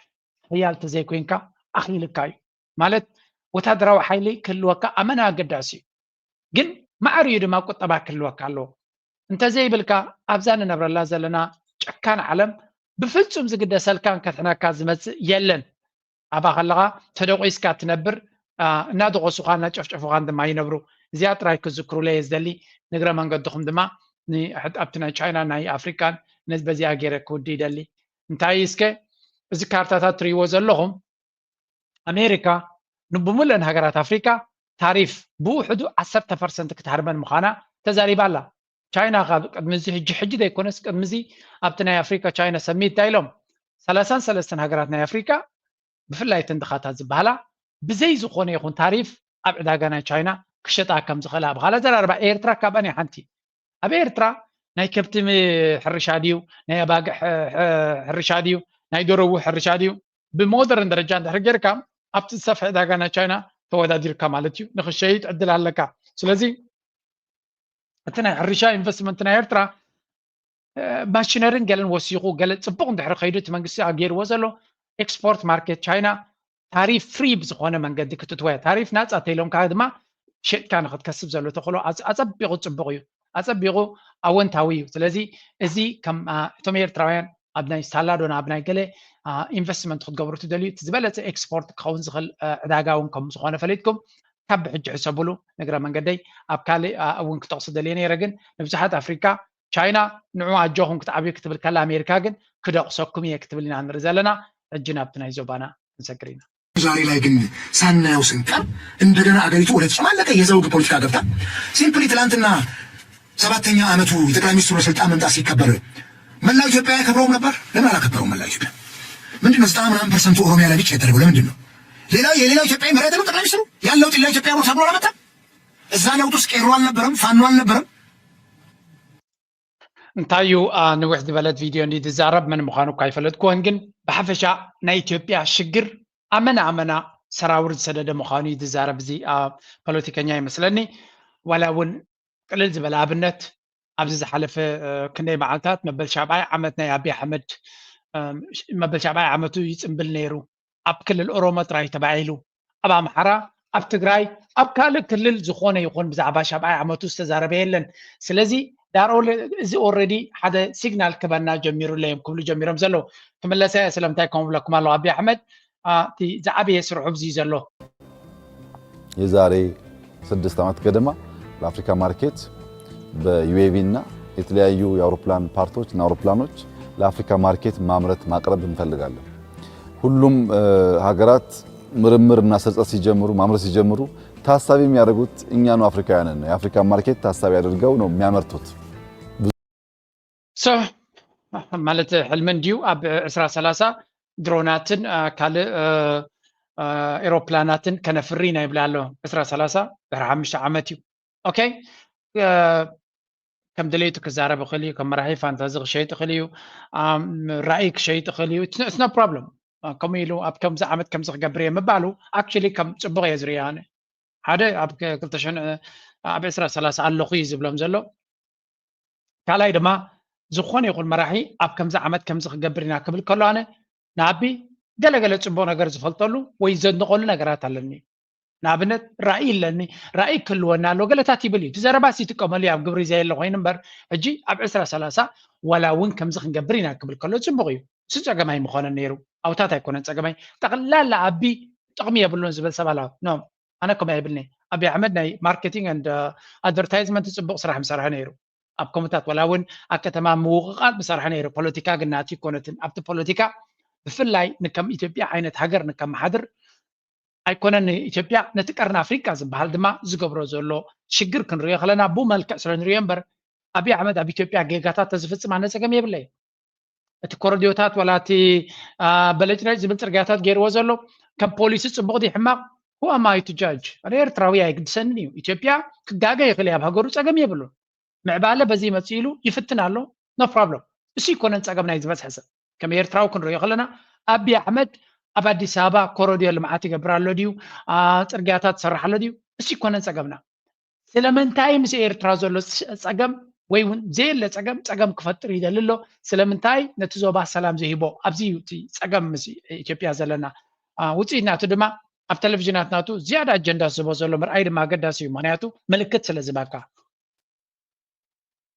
የአንድ ሀገር በጦር መሳሪያ ግብዓቶች ራስን መቻል የሉዓላዊነት መገለጫ ነው። ለዚህም ነው ሀገራት በራስ አቅም የተለያዩ የጦር መሳሪያ ግብዓቶችን ለማምረት የሚጥሩት። በሌላ መልኩ ደግሞ ባላቸው የማምረት አቅም ልክ የስበት ማዕከልነታቸውን የሚያሳድጉበትና በዓለም አቀፍ የዲፕሎማሲ መድረክ ሀገራት ወዳጅነት የሚፈጥሩበት ብሎ ግንኙነታቸውን የሚያጠናክሩበት መንገድ ሆኖም ያገለግላል። ለዘመናት ሉዓላዊነቷን አስጠብቃ የቆየችው ኢትዮጵያ ባለፉት ቅርብ ዓመታት ሕጂ እንታይ እዩ ኣብይ ኣሕመድ ብፍላይ ኣብዚ ፋና ዝበሃል ዲ ዋላ ካብቶ ኣብቲ ካልእ ሃገራዊ ቻነላት ብዙሕ ግዜ ወታደራት ከመርቕ ኣፅዋር ከርኢ ጀትስ ናቱ ከንቀሳቀስ ንምንታይ ይኮን ከምኡ ይገብር ኸውን ንኣብነት ኤርትራ ሃገራዊ ቴሌቭዥን ኣለዋ ኤርቲቪ ብዛዕባ ወታደራዊ ወይ እውን ኣፅዋር ወይ እውን ዝኾነ ይኹን ኣርያ ይትፈልጥን እያ ምናልባት ናይ ቀደም ዝነበረ ታሪክ ክዛረቡ ተዘይኮይኖም ስለምንታይ እሱ መልእኽቲ ኣለዎ እዩ ኣብ ግዜ ኩናት ግን ከምኡ እዩ ነይሩ ኣብ ግዜ ኩናት ወታደራዊ ምንቅስቃሳት ወይ ገለታት ገለ ተሪኢኻ ሰብ ሜንታሊ ፕሪፔርድ ንክኸውን ማለት እዩ ኣብይ ኣሕመድ ዝገብሮ ዘሎ ንዝተፈላለየ ዕላማ ሓደ ንዑ ዘሸግርዎ ዘለዉ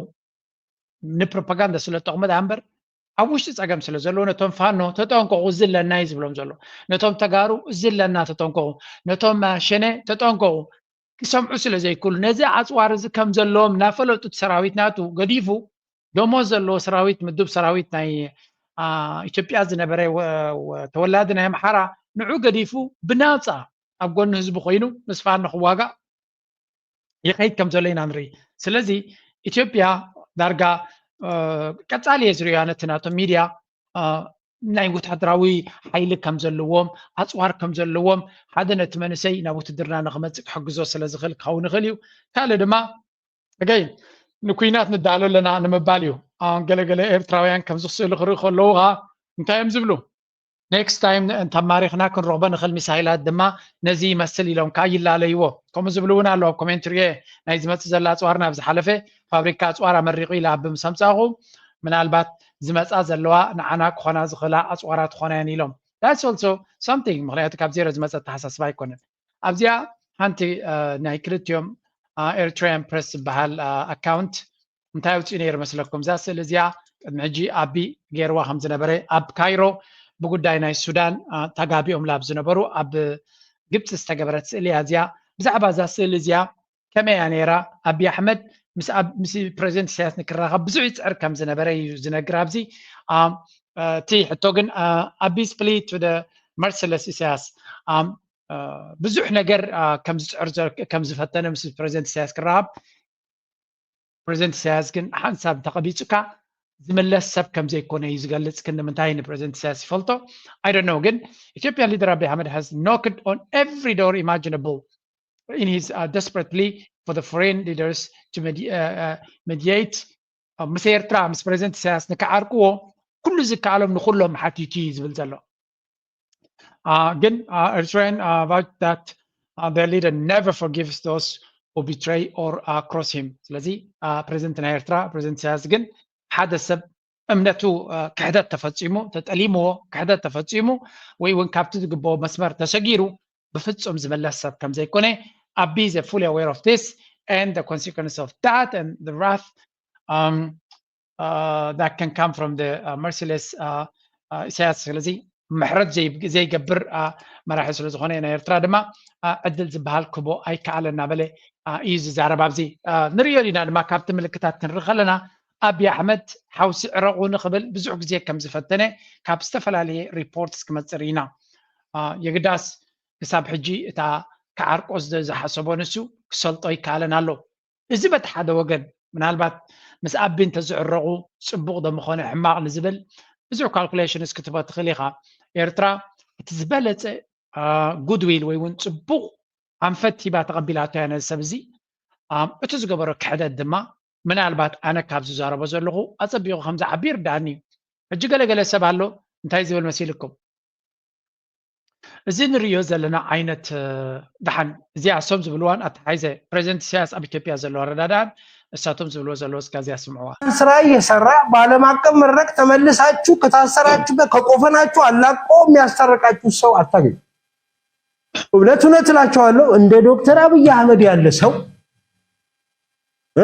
በዘመናት አንዴ ነው የሚፈጠረው። ለማ ለኢትዮጵያ ተውት። ይሄ ጩጮቹ ነግሯል ማለት ደንቁሯል ማለት ገምጋሚዎቹ ባለቤቶቹ እነሱ ናቸው። በቃ እነሱ ጋር ጨርሰናል። ወንዳታዎች የቀረማ መሰለ ኤርትራውያኖቹ እንደ አብይ አህመድ ያለ ሰው አታገኙም። ከሱ በፊት የነበራችሁ ማመሰላችሁ ጃንሆይ ነበሩ የሚያስቡላችሁ በደንብ ይህንን የቀድሞው ሕጂ እዚ እንታይ እዩ ዝብል ዘሎ መሲልኩም ኤርትራውያን ከም አብይ አሕመድ ዝኣመሰለ ዝሓልየልኩም ዝፈትወኩም መራሒ ክትረኽቡ ትኽእሉን ኢኹም ኤርትራውያን ኣስተውዕሉ እዩ ዝብለና ዘሎ ታዘረባ ብግምጣለያ ኣክቹሊ ተርዲምሎም ታዘረባ ብግምጣለያ እዚኣ ግን ብሰለስተ መንገዲ ከምፃልኩም እየ ተደጋጋሚ ዝብሉና ዘለዉ እዮም ንምንታይ ዕላማ ይርዳእንን እዩ ብግምጣሉ ንኢትዮጵያ ከም ፕሬዚደንት ኢሳያስ ክሓልየላ ዝኽእል መራሒ ኣብ ኤርትራ ክመፅእ ይኽእል እዩ ዝብል ግምት የብለይና ማለት እታ ኢትዮጵያ ከም ሃገር ንኽትቅፅል እቲ ሕጂ ዘሎ ፖለቲካ መራሕነት ናይ ኤርትራ ዋጋ ከፊልላይ ክበሃል ይኽእል እዩ ንዝተፈላለየ ዕላማታት ክንብለ ንኽእል ኢና ግን እቲ ሃገር ንኽትፈርስ ዘይሰርሐ ሓይሊ እንተሎ ኣብ ኤርትራ ዘሎ እዩ ምናልባት ንምድሓና እውን ዝተቃለሰ ማለት ኤርትራውያን ስለ ዝበለዎ ዘይኮነስ ኣብይ ኣሕመድን ኩሎም ጀነራላቱን ብኣፎም እንኳላይ እዚ ዝብለኩም ዘለኹም እዚ ዝብለኩም ዘለኹ መላሓሱ ብተደጋጋሚ ከም ፕሬዚደንት ኢሳያስ የለን ዝብል ዝነበረ እቲ ክሕደት ካሊእ ብግምጣሉ ኣቲፒካል ኤርትራዊ ኣብዚ ኣብ ናተይ ዕድመ ዘሎ ካባይ ዝዓቡ ክኾን ካብቶም ናይ ሰውራ ወለዶ እኳ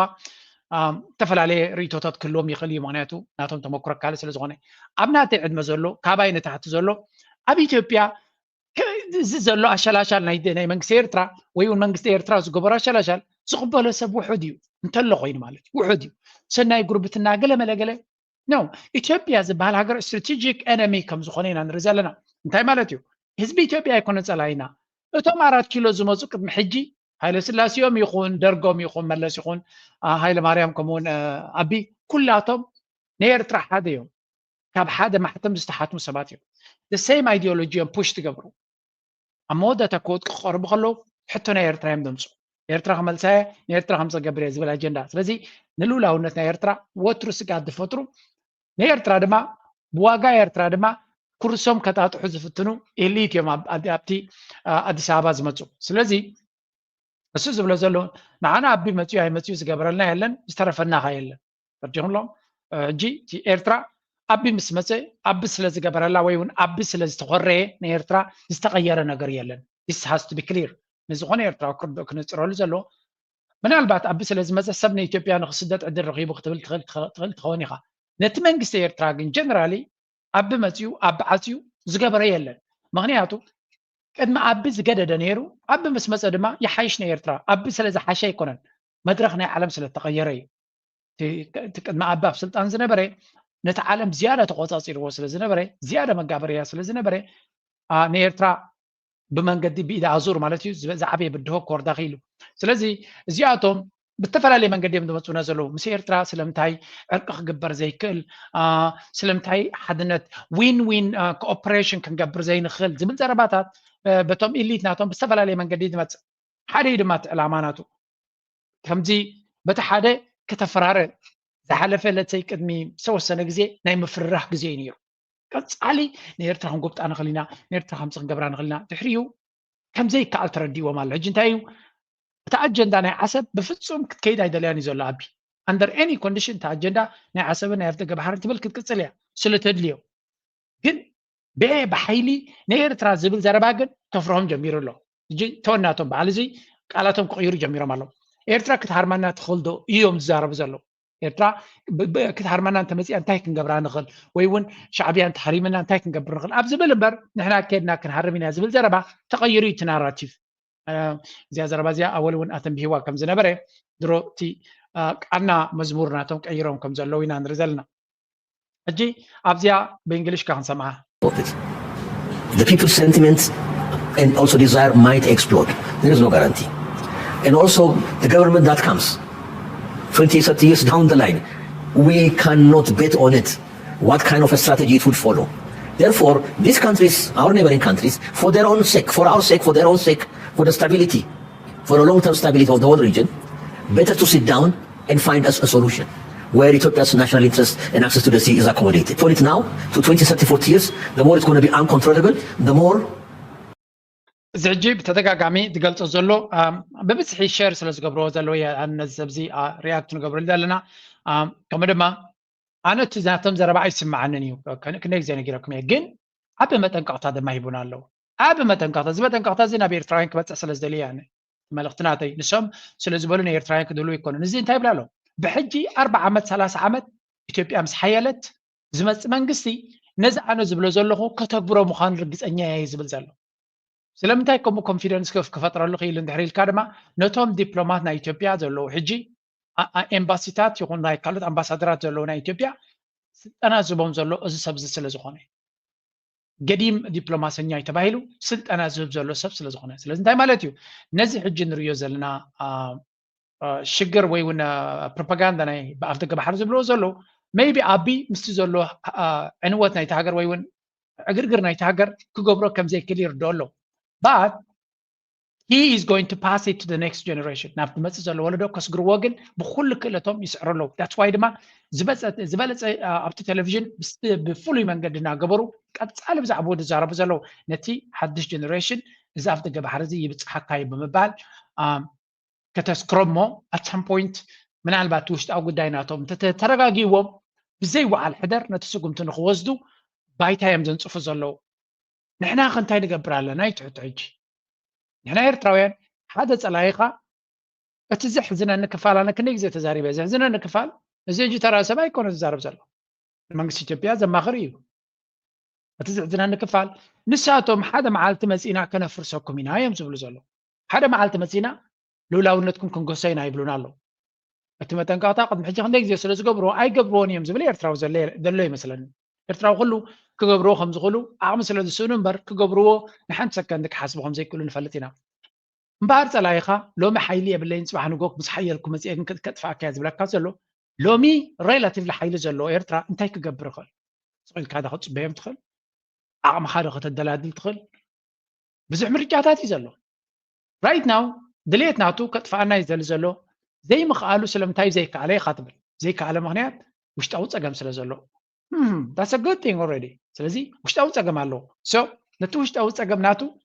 leverage ንዓኻ እዚ ሓደ ንዓኻ መፃወቲ ካርታ እዩ ስለዚ ኣብቲ ውሽጣዊ ጉዳይ ናቱ ወላ እውን ብቐጥታ ሰራዊትካ ገለ እንተደየተኻ ክትሳተፈሉን ነቲ ጉዳይ እቲ ክትጥቀመሉን ዘኽእለካ መድረክ እውን ኣለካ ማለት እዩ ስለዚ እዚ ነገራት እዚ እውን መንግስቲ ኤርትራ ተስፋ ንገብር ነዚ ነገራት እዚ እውን ክጥቀመሉ እንተቲ ካልኦት ዝብልዎ ዘለዉ ድማ ብፍላይ እቲ ናይ ኣምሓራ እስከ ምሳ ንፈልግ እንበል አሁን በዚህ እንውጣና ቀደም እንዳልከው በውጤት ደረጃ ጦርነት ተነሳ ጦርነት ከተነሳ ያው እንግዲህ እዚህ ጋር ነው የሚመጣው የሁለት ጌታ ጉዳይ አይደለ ማደር ወይ የሎያሊቲ ጉዳይ እዚህ ጋር ነው የሚመጣው ያኔ ጦርነቱ ቢነሳ እንደ መሳይ ወይም መሳይን የሚከተሉ ሰዎች ምን ቢያረጉ ነው አንተ የምትመክረው ከኋላ ኢትዮጵያ መንግስት ሊወጉ ቢነሳ ከኛ ቁጥጥር ውጪ ቢነሳ ነው ያለው ቢነሳ ይኸውልህ ልንገርህ ቁጥጥር ብቻ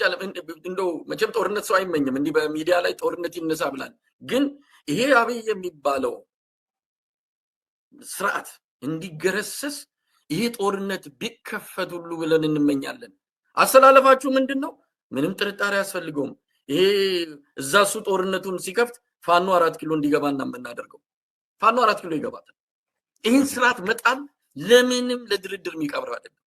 ከኤርትራ ጋር ጦርነት ቢከፈት ከማን ጋር ነው የምትሆኑት? ከኤርትራ ጋር ሆነን አይደለም። ፋኖ የራሱን ኃይል ይዞ ሄዶ አጋጣሚውን ተጠቅሞ አዲስ አበባ መግባት ነው። ምንም እጂ እቲ ዘረባ ስምዕዎም ኢትዮጵያ ምስ ኤርትራ ውግን ተጀሚሩ ምናልባት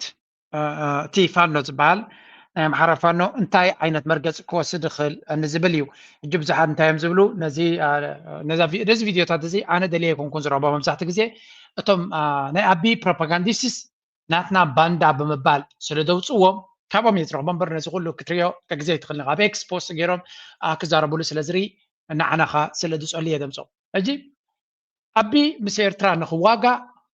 ተርዲምሎም ኣቢ ሰራዊቱ ሒዙ ምስ ኤርትራ ንክዋጋእ ኣብ ኢትዮጵያ ብዙሓት ሰባት እዮም ዝፅልዩ ክትፈልጡ። That's a funny thing. ፋኖ ናይ ፋኖ ኤሊት ወላ እቲ ፋኖ ዝበሃል ቃልሲ ኣቢ ምስ ኤርትራ ክዋጋእ እዮም ዝደልዩ። ስለምንታይ? ኣቢ ሰራዊቱ ሒዙ እንድሕር ከይዱ ንሳቶም ኣዲስ ኣበባ ንምኻድ ዘሎ ጉዕዞ ዝቐለለ ስለ ዝኾነ ሓደ ናይ ሶማል ክልል ናይቲ ክልል ሶማል ዘሎ ዕጡቕ ጉጅለ ናይቲ ኦጋዴን ዝበሃል ኣብ ኤክስ ዒፉ ነይርኩም ኢሉ ያሬት ይጅምሩ ኣቢ ሰራዊቱ ሒዙ ናብ ሻዕብያ ንዓሰብ ገፁ እንድሕር ከይዱ ክልል ሶማል ናፃ ሃገር ክትከውን ምዃና ፍሉጥ እዩ ብምባል ፅሒፍ ነይሩ። ኣነ ዘንበብኮ ኣምፂአ እውን ነይረ ዝመስል ተጋሩ ከምኡ ኣይዶን እንታይ እቲ ኤንድ ጎል ናቶም እቶም ካልኦት ሶማል ሃገሮም ክንፅሉ ዝደልዮም እቲ ናይ ሶማል ቃልሲ ክልል ሶማል ከም ሃገር ክገብሮ ወይ እውን ካልእ ዕላማ ዘለዎ እዩ። ናይ ኣምሓራን ናይ ትግራይን ግን ንኣዲስ ኣበባ መኻዲ እቲ ዕላማ ናቶም that's very complicated። ኦሮሞ በንፃሩ ተኾነ ሸነክ ዝበሃል ናይ ኦሮሞ ናፅነት ክእውጅ ዝቃለስ ዘሎ ቃልስናቱ ናይ ኦሮሚያ ናፅነት ንምጉንፃፍ እዩ። ስለዚ እቲ ናይ በዓል ፋኖ ናይ ኣምሓራ ከቢድ ዝገብሮ ቃልስናቶም ኣዲስ ኣበባ ክኣቱ ስለ ዝሓስቡ ዘለዉ ተወላዶ ናይ ኦሮሞ ድማ ዓድና ንኣምሓራ ይንህብን ኢና ክብል ስለ ዝኽእል እቲ ኩናት ከቢድ ክኸውን ይኽእል እዩ። ስለዚ ኩላቶም ነቲ ኩናት ምስ ኤርትራ ዝግበር ይደልይዎ እዮም። እቲ ዘሕዝነኒ ክፋል ግን እንታይ ይፈልጥ ማሎ ኤርትራ ክትወርር ከም ዘይትኽእል ስለ ትፈልጡ እዮም ኩላቶም ተረጋጊኦም ዛረቡ ዘለዉ። ኤርትራ ክትወርር ኣይትኽእልኛ ወሪራ እውን ክትሕዘና ኣይትኽእልና እዮም ዝብሉ። ንሕና ከምኡ ይንሓስብን ኢና ንሶም ተመፂኦም ንዓና እንታይ ክገብሩ ከም ዝኽእሉ ስለ ንፈልጥ እዚ እቲ ቁርብ ትለይ ነቲ ነገር ሕልኽልኽ ዘብሎ ወይ እውን ዓቕሚ እናሃለወካ ግን ነቲ ፀላኢኻ ከጥፍኣካ ዝደልስ ንስኻ ከተጥፍኦ ዘይትደሊ ወይ እውን ከምኡ ዓይነት ሓሳብ ዘይምህላው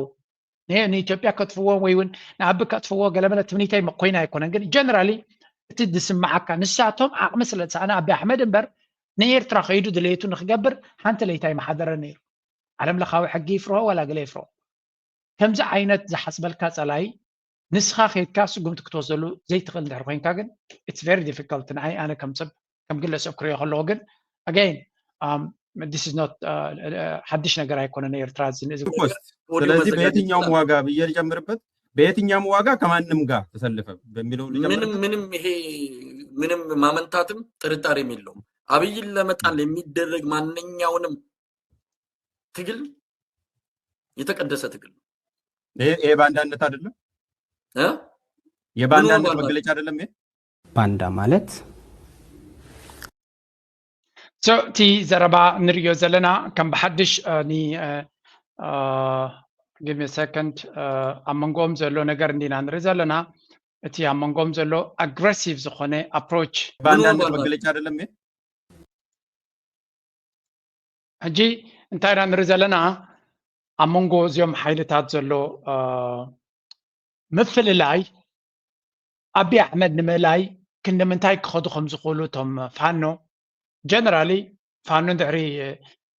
ን4 ኪሎ ክኣቱ ዘለ ተኮይኑ ዝኾነ ይኹን ሓይሊ ክውግን ዘለዎ ምክንያቱ ኣብ ወታደራዊ ጎነፅ ስለ ዘሎ ኣብ ወታደራዊ ውግእ እንተለካ ድማ ኣቢ ኣሕመድ ካብ ኩሉ ዓለማት ሓገዝ ይረክብ ከም ዘሎ እዮም ዝፈልጡ። ስለዚ ፋኖ ድማ ብዝተኻለ መጠን ብዝኾነ ይኹን መንገዲ ሓገዝ ክረክብ ክፍትን ንቡር እዩ እዚ ኣብ ቃልሲ ዘሎ ንቡር እዩ። ክትቃለስ ከለካ ንፀላኢኻ ደስ ብዝብሎ ኣይኮነን ንዘዋፅኣካ እዩ ኢኻ ክትቃለስ ትኽእል። ባይ ዘ ወይ እቶም ፋኖ ብዙሕ ግዜ ዝብሎ መንግስቲ ኤርትራ ኣቢ ኣሕመድ ክሓስሞ ከሎ ዘይኮነን ዝልምኖ ነይሩ ንሕና ፋኖ ኣምሓሩ ክንሓቶ ከለና ስለምንታይ ሓጢኣት ይኸውን እናበሉ ኣብ መንጎኦም ዝግበር ዘሎ ዲቤት እዩ። ግን እቲ ኣርጊመንት ናቶም ናይ ፋኖ ትሰምዖ ፀኒዕኩም ንሳቶም ካብቲ ናይ ኣቢ ደገፍ ድማ ነዚ ዘረባታት ዝወሲዶም ምስ ሻዕብያ ክሰርሑ ስለ ዝኽእሉ ንባንዳ ድማ ሻዕብያ ይሕግዝ እዩ እናበሉ ብዙሕ ግዜ ዝጥቀምሉ ናይ ፕሮፓጋንዳ መሽን እዩ። ስለዚ ኤርትራ ብዝገበረቶን ዘይገበረቶን ኣብትናቶም ፕሮፓጋንዳ ኩሉ ግዜ ቦታ ስለ ዘለዋ ፅቡቅ ኣይስማዓንን ያነ ንቐፅል ሕጂ ኣብዚያ ሓንቲ ነገር ክበኩም እየ እቲ ስምዒት ዘለኹም ፈልጥ ምንታይ የባህር በር ለኢትዮጵያ ያስፈልጋል፣ የባህር በር ለኢትዮጵያ ያስፈልጋል፣ አጀንዳችን ሊሆን ይገባል ብሎ የብልጽግና መንግስት በመቀበሉ በጣም አመሰግናለሁ። ደስ ይለኛል፣ አጨብጭብለታል። ኦኬ እቲ ናይ ባሕሪ ሕልሚ ንክንርኢ ኢና ኢና ኣቢ ኣሕመድ ነቲ ባሕሪ ምብጋሱ ይሕጎሰሉ ኢሉ እቲ ልደቱ ዝበሃል ፖለቲከኛ ኣብዚ ካ ስምዑ እንጂ ናይ ዝውነኑ ወደባት ምፅዋዕ በይሉል ዝበሃሉ በይሉል ሕጂ ኣብ ከባቢ ዓፋር እዩ ሽዑት ዓፋር ዝበሃላ ብሕልፊ ሰሜናዊ ዓፋር ሙሉእ ምስ ትግራይ ዝመሓደር ዝነበረ ኣብ ርእሲ ማኑኤል ባራዳስ እቲ ዓንቱ የተቐስክዎ ማኑኤል ኣልሚዳ ዝበሃል ዝመፀ ድማ ንሱ ድማ ብዛዕባ ትግራይ ብዙሕ ይፅሕፍ ኣብ ትግራይ ብዙሕ ተንቀሳቐሰ ግን እታ መፅሓፍ ናቱ ሂስትሪ ኦፍ ኢትዮጵያ ትብል ናይ ኢትዮጵያ ታሪክ ትብል ብዓፈሻ እቲ ሕልሚ ናይ ባሕሪ ኣጀንዳ ናይ ባሕሪ ብየማንን ፀጋምን ብኩሎም ሓደ እዩ ሕጂ ናብቲ ናይ ትግራይ ፖለቲካ እስከ ክንሰግር ብክልተ መንገዲ ንሪኦ መዲ ፕሬዚደንት ጊዜያዊ ምምሕዳር ትግራይ ኮይኑን ዝሓለፉ 2 ዓመታት ዘገልገለ ኣቶ ጌታቸው ረዳ ብዕሊ ኣሰናቢትዎም እቲ ቀዳማይ ሚኒስትር ኣቶ ጌታቸው ረዳ ፕሬዚደንት ጊዜያዊ ምምሕዳር ኮይኖም ሰላምን ምዕቃብን ዘበርክቶ ልዑል ሓላፍነት እውን ኣመስጊንዎም ቀዳማይ ሚኒስትር ኣብይ ድሕሪ ናይ ኣስታት 2 ሰሙናት ምጥፋም ሎሚ ተቐልቂሉ 2 ኣጀንዳታት ኣብ ማሕበራዊ ሚድያ ኣካፊለሎም እቲ ሓደ ልኡኽ መንግስቲ ደቡብ ሱዳን ተቐቢሉ ምዝራቡ ዝገልጽ ኮይኖም እቲ ኣስዒቡ ዝለቐቆ ድማ ብትግርኛ ኮይኑ ኣቶ ጌታቸው ረዳ ካብ ዝነበሩ ሓላፍነት ፕሬዚደንት ጊዜያዊ ምምሕዳር ምስንባቶም ብወግዒ ዘመላኽት ሓበሬታ እዮም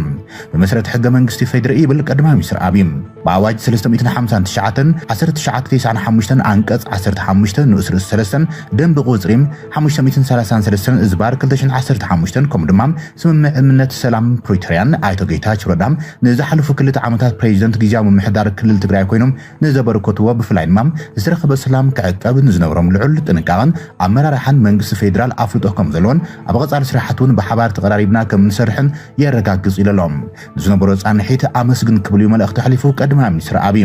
መንግስቲ ፌደራል ኣብቲ ዝሓለፈ ሰሙን ኣብ ክልላት ጣልቃ ዝኣተወሉ ከምኡን ጊዜያዊ ምምሕዳር ትግራይ ዝቕጽሉ 2 ዓመታት ከም ዝቕጽል ዘመላኽት ኣዋጅ ወጽዲቖም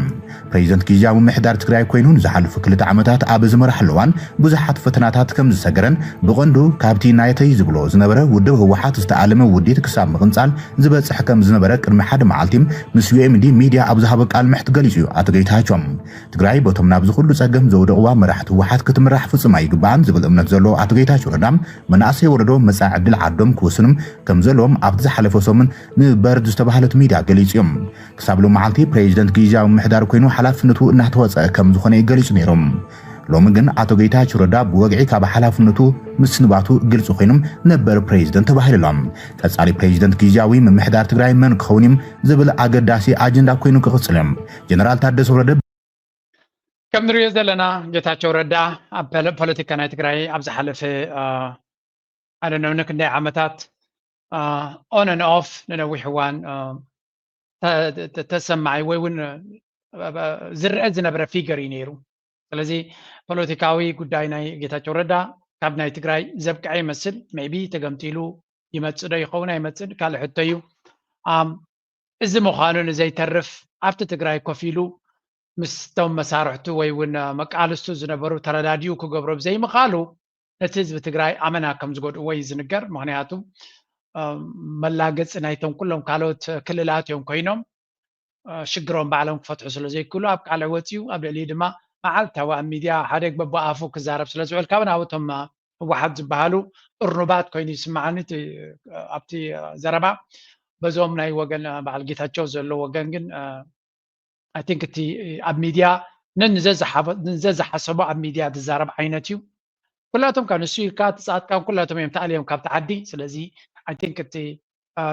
ፅቡቅ ዝኾነ ካቨሬጅ ረኽቡ ዘለዉ በቲ ምዕራባዊ ዓለም እንተሎ ኮይኑ ስቲል ደገፍ ከም ዘለዎም ንርኢ ኣለና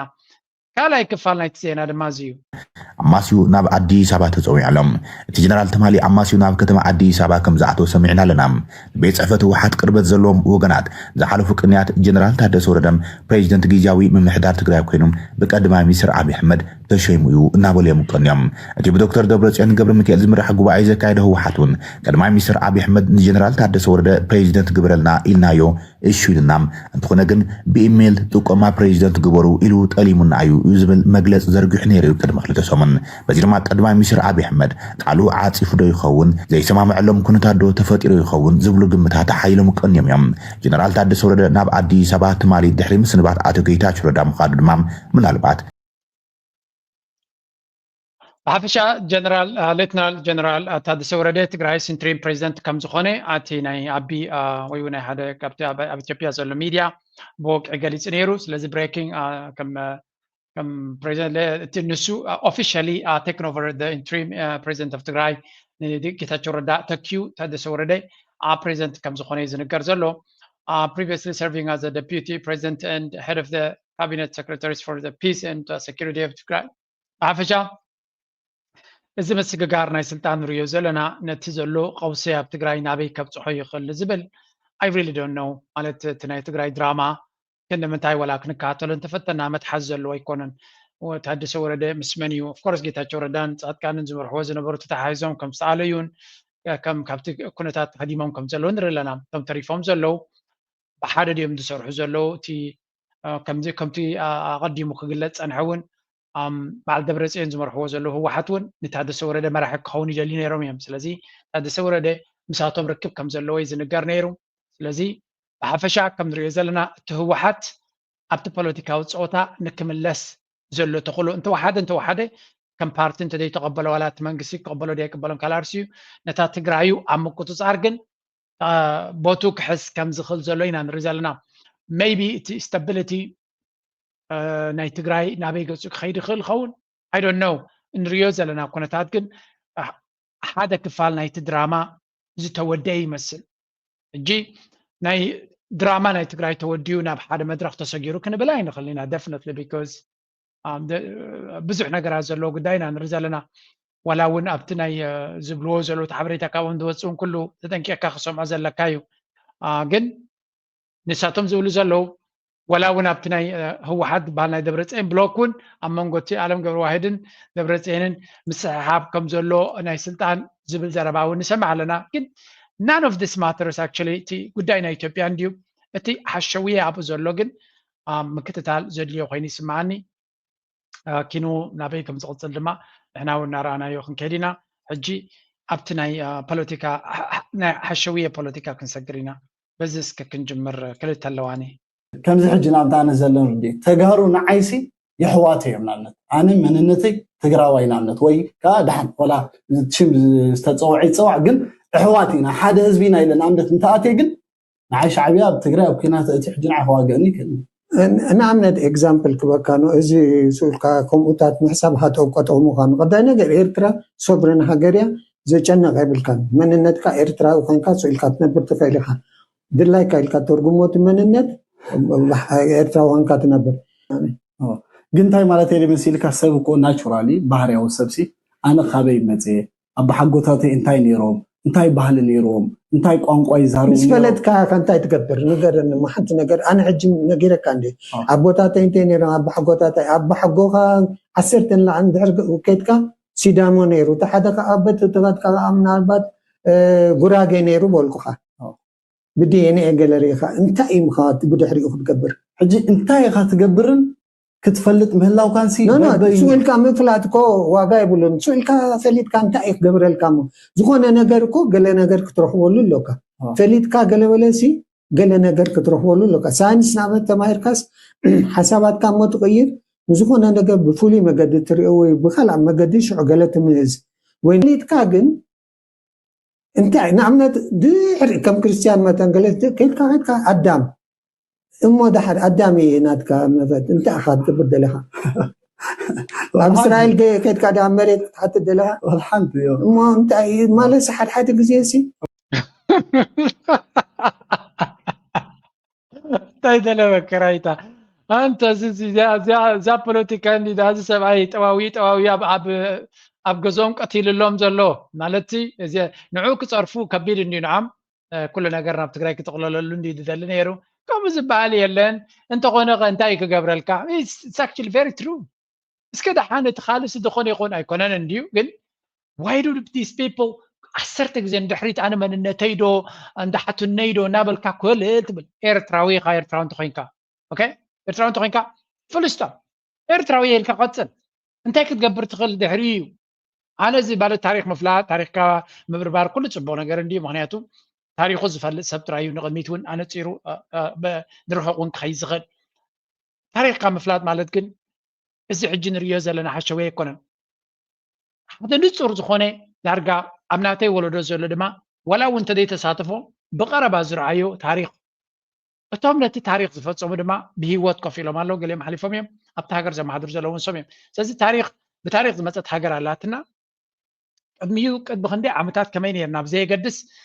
بس حاجر أفريقيا أكبابينا زلو أفريقيا كله دحري مجزعتنا دحر مجزعتات زقوم حاجراتيو السودان زبال زلو قوماناتو كينيا زبال زلو إثيوبيا زبال زلو جبت زبال زلو الصوماليا every حاجر أب أفريقيا زلو دحر مجزعتي قويمو قد ميو زنا برزان تاتا أنتي خايو it doesn't bring much معناته تبوليتيكا كتكيرو سلازيت من البعد حنت حساب يعني راتم أب أكبر عيو علو وبزيا ممكن نوصلكم دحين مو معناته إذا حساب زي ننوي حوان كما أجندة خوينو كموت نريو سلازلنا let's entertain it enjoy كتقبر لك معناته اتحسابهم أبكد مينا كموت كلون نريو سلازلنا حيل ما مننتي بينو ቋንቋ ጥራሕ እውን መፀውዕና ህዝብታት ክኸውን ይኽእል እዩ ስለዚ እዚ ህዝቢ ትግርኛ ተባሂሉ ክፅዋዕ ይመልክዕ ዘለዎ ምክንያቱ ኩሎም ቶም ቋንቋ ዘይተለቁሑ ናይ ባዕሎም ቋንቋ ዝፈጠሩ ህዝብ ብቋንቋኦም እዮም ዝፅውዑ እቶም እንግሊሽ እዮም ዓረብ እዮም ፍሬንች እዮም ስፓኒሽ እዮም ሶማሊ እዮም ናራ እዮም ኩናማ እዮም ብሌን እዮም ዓፋር እዮም ኦሮሞ እዮም ትግርኛ ከዓ ትግርኛ ወል ሙጉዳን ወድ መምህር ህዝብታት ብቋንቋኦም ስለዝፅውዑ ተጋሩ ገዲፍና ትግርኛ ንበል ይዝብ ዘሎ ወይ ድማ በዚ ክንፅዋዕ ፀገም የለን ባህል እዩ ከምቲ ኩሉ ግዜ ዝገልፆ ኣብ ኤርትራን ትግራይን ዘሎ ህዝቢ ሓደ ምዃኑ ምእማን ጥራሕ እዩ ትዋናቁም ነገር ንምፍልላይናን ክልተ ህዝቢ ንምግባርናን ዝተኻየደ መስርሕ ካብ ዛዕቢ መልሲ ክዋሃበ ስለዘይክእል ግን ብቋንቋና ንፀዋዕ ተተባሂሉ እኛ ዝብል ፊደል ግእዝ ክሳብ ዘይኮነ እሞ ድማ ንሕና ካብ ግእዝ ዝተለቐ ልሳን ክሳብ ንዛረብ ትግረ ዲና ወይስ እኛ ወሲኽና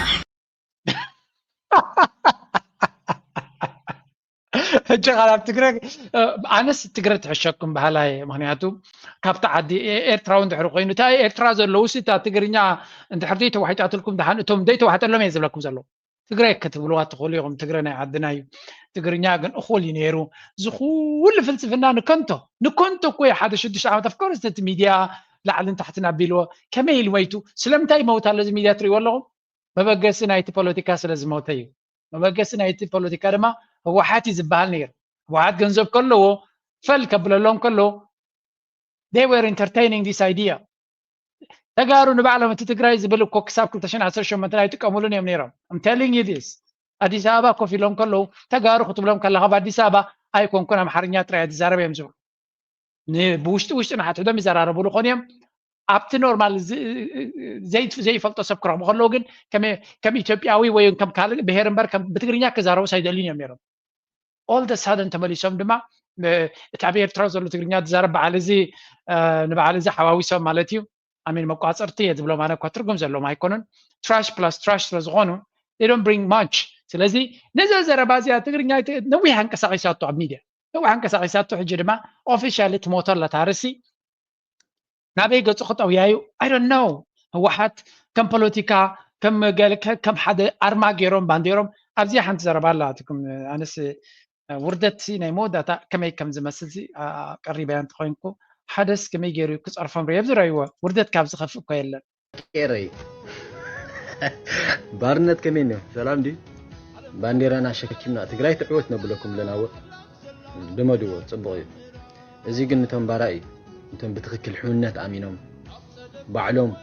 حلناهم عزيزهم حنات زمسكروا حواتنا زولو نوم يملكتن نتقرنت كتولو جن فرحهم ابهم تشاينا خيدو راشا خيدو زغلا بانديرهم تسكيمم تግራይ ትዕወት ዝብሉ ዝነበሩ ክላገጹሎም እዮም ዝውዕሉ ዘለዉ ሎሚ ተመሊሶም ባንዴራና ኣብቲ ግዜው ናትና ምሩኻት ኮይንኩም ናትና በራይ ኮይንኩም ባንዴራና ሒዝኩም ትጎዩ ዝነበርኩም እንኳዕ ፈለጥናኩም ንስኻትኩም ሓሊኹምልና ዘይኮንኩም ናትና ናይ ተጋሩ ደም ተጠቂምኩም ናይ ተጋሩ ሂወት ተጠቂምኩም ኣስመራ ኩርሲ ክትሕዙ ስለ ትደልዩ ዝነበርኩም ዕጭ ነሳእኩም كيدو قحم واحد جون تدرب يا ابو نابلو الا قصلهم الله بات سكدحان ابتي قرب ترجم زلو نغرات كنسغر كنفتل زياس كسموا هجدف ويكا حزباو جنبارسي كباسكا خلو اي تريوني خا اوديو امريت زع مسبلكا اخا زرداكا زسوطكا يلنيري حجي ازي زربازي بقالسي وي بدماو خوينا طرح داي كونه ان كلاي بسنا حساب مالتي ان كلاي بسيلت مالتي ان كلاي برئسه متممان برئسه بقدم مدراوات مالتي نخلو دتقاله مالتي كيرا اخايوسي باسكا خلو سايتريوني زعم سبلكا خا يدسوطكا مالتي زعلك حنقلك مدر مسملا اخايو ويكاسنا حسابك اب اديس ابا يدرداكا مالتي صبو قبركيوم من شماي فلت كوانجن نشعبيا أنا منقسي إرترا ويونتي قلنا إرترا زيس عرفو زلفو يخاطر انبر أباي تاقت يمود سعرو إيرانان كساب حجي إيرانان زي فاكتي زي حكيو كتفتو تغل كتسولو نشعبيا زيس عرفون زداغمون رينا كم حسوم زلف رينا أباي تاوريدو نق قبل زغل حيل دنيا لن سلازي this is history and كنقرأ لزلويو نمالس حجابتي وانا وكنتات اب اديس ابا زنبرو ايرترايان لعل طنقاق خغبرو مزخاخر يقرب كابز حلف عمتات حيزو بتملكتلين ايرترايان زيغاتا زنصصر ماسرتي اب قربا معلتات بزل على ملكعو كم زقصله وازيما زتباهله مربب حبريتات صبصيبهم اب كتما اديس ابا ناي منغستي ايرترا لؤخات بمبال 224 سبات كم زتعصرو زحبرز ويب سايت مرغغا صتا كتما اديس ابا كم قند مخنيات كم زقرب حبيروم بيت صحفة سلامن صتان كتما اديس ابا كم زبلو ناب كتما اديس ابا اتيم زلو زتباهلو ناي تግራይ ሰራዊት አባላት ፋኖን ሸኔንውን ኣብ ትሕቲ ቀይዲ اتيم كم زلو حبيروم اذن ኤርትራውያን ብፍላይ ኣነጻጺሩ ዝካየድ ዘሎ ምእሳር ቅድሚ ነዊሕ ሓዋርሕ ኣትሒዙ ብስላያዊ መልክዕ ክካየድ ከም ዝጸንሐ እዚ መርበብ ሓበሬታ ኣረዲኡሎም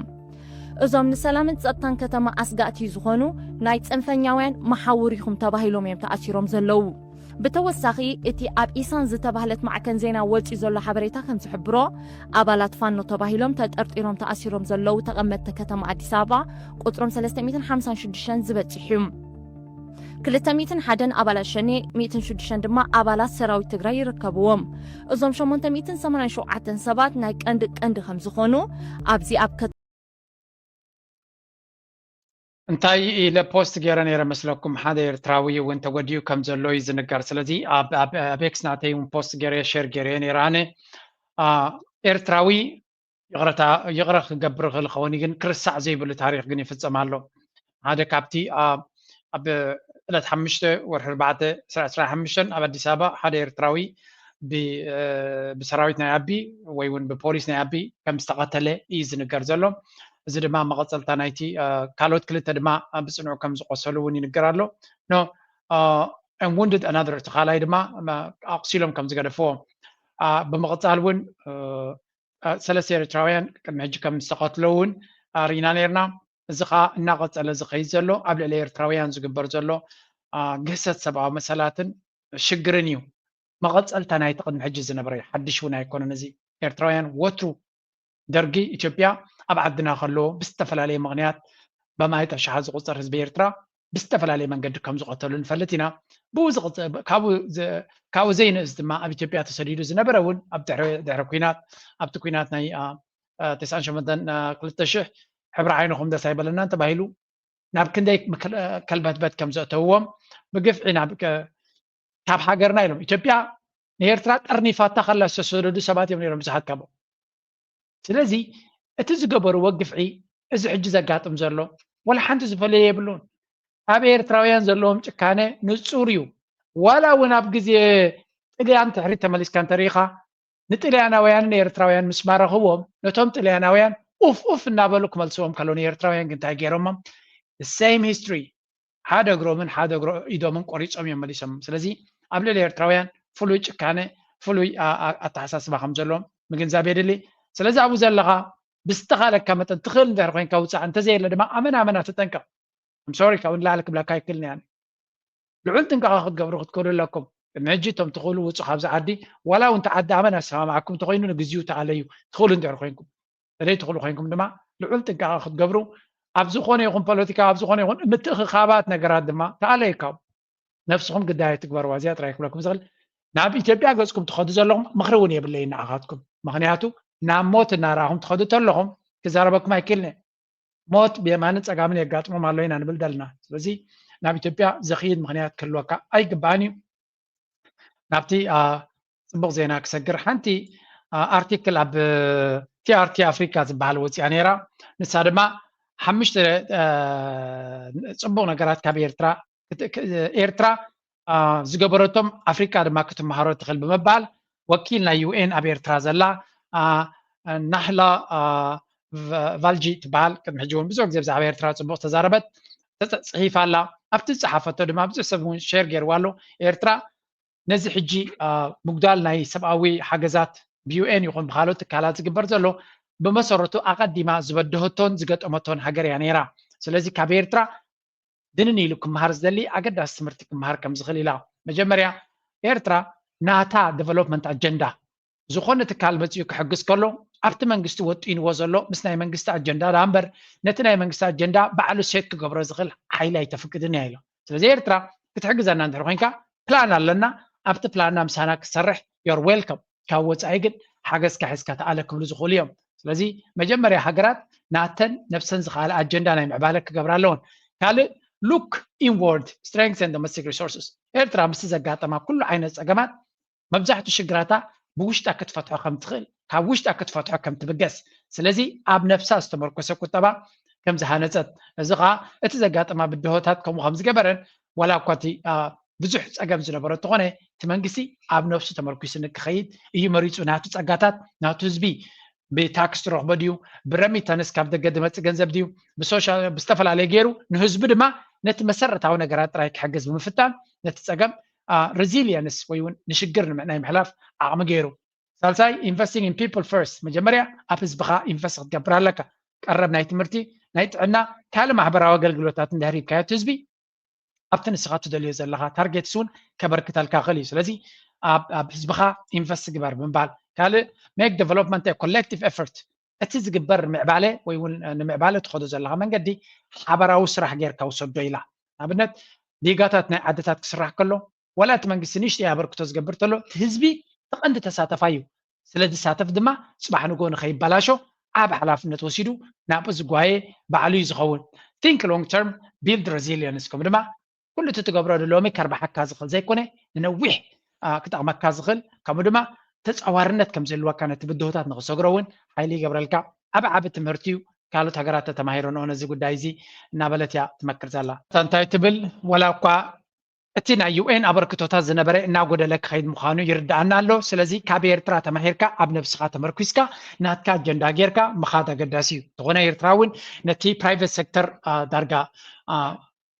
የለን ክንብል ንኽእል ኢና ንሱ ክብገሰሉ ዝኽእል ተበግሶታት ክትወስድ ኣለዋ እቲ መንእሰይ ዝያዳ ዕድላት ክፍጠረሉ ኣለዎ ብምባል ሪኮመንዴሽን ጌራ ነይራ ናይ ብሓቂ ክብረት ይሃበለይ እዛ ኣምባሳደር እዚኣ ናይ ዩኤን ማለት እዩ ሓንቲ ካብቶም ኣብ ኤርትራ ዘለዉ ዲፕሎማት ዝበለፀ ብዛዕባ ኤርትራ ዝገበረትን ዝሰርሐትን ኮይና ትስምዓኒ ክብረት ይሃባ ብዛዕባ ኤርትራ ድማ ቀፃሊ ኣብዚ እዋን እዚ ፅቡቕ ነገር ክወፅእ ንሰማዕ ኣለና ታንክ ዩ ቨሪ ማች ነቶም ከምኡ ዝገብሩ ንሕና ድማ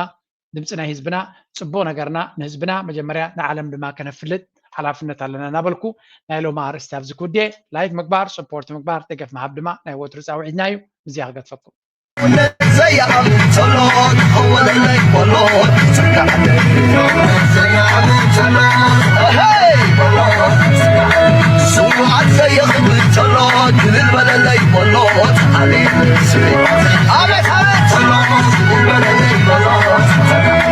ባንዴራይ ዘየኽብ ተሎት ዓለለይ በሎት ተፀጋዕተወዲ ክብታ ዘይዕቅብ ተሎት ሓወለለይ በሎት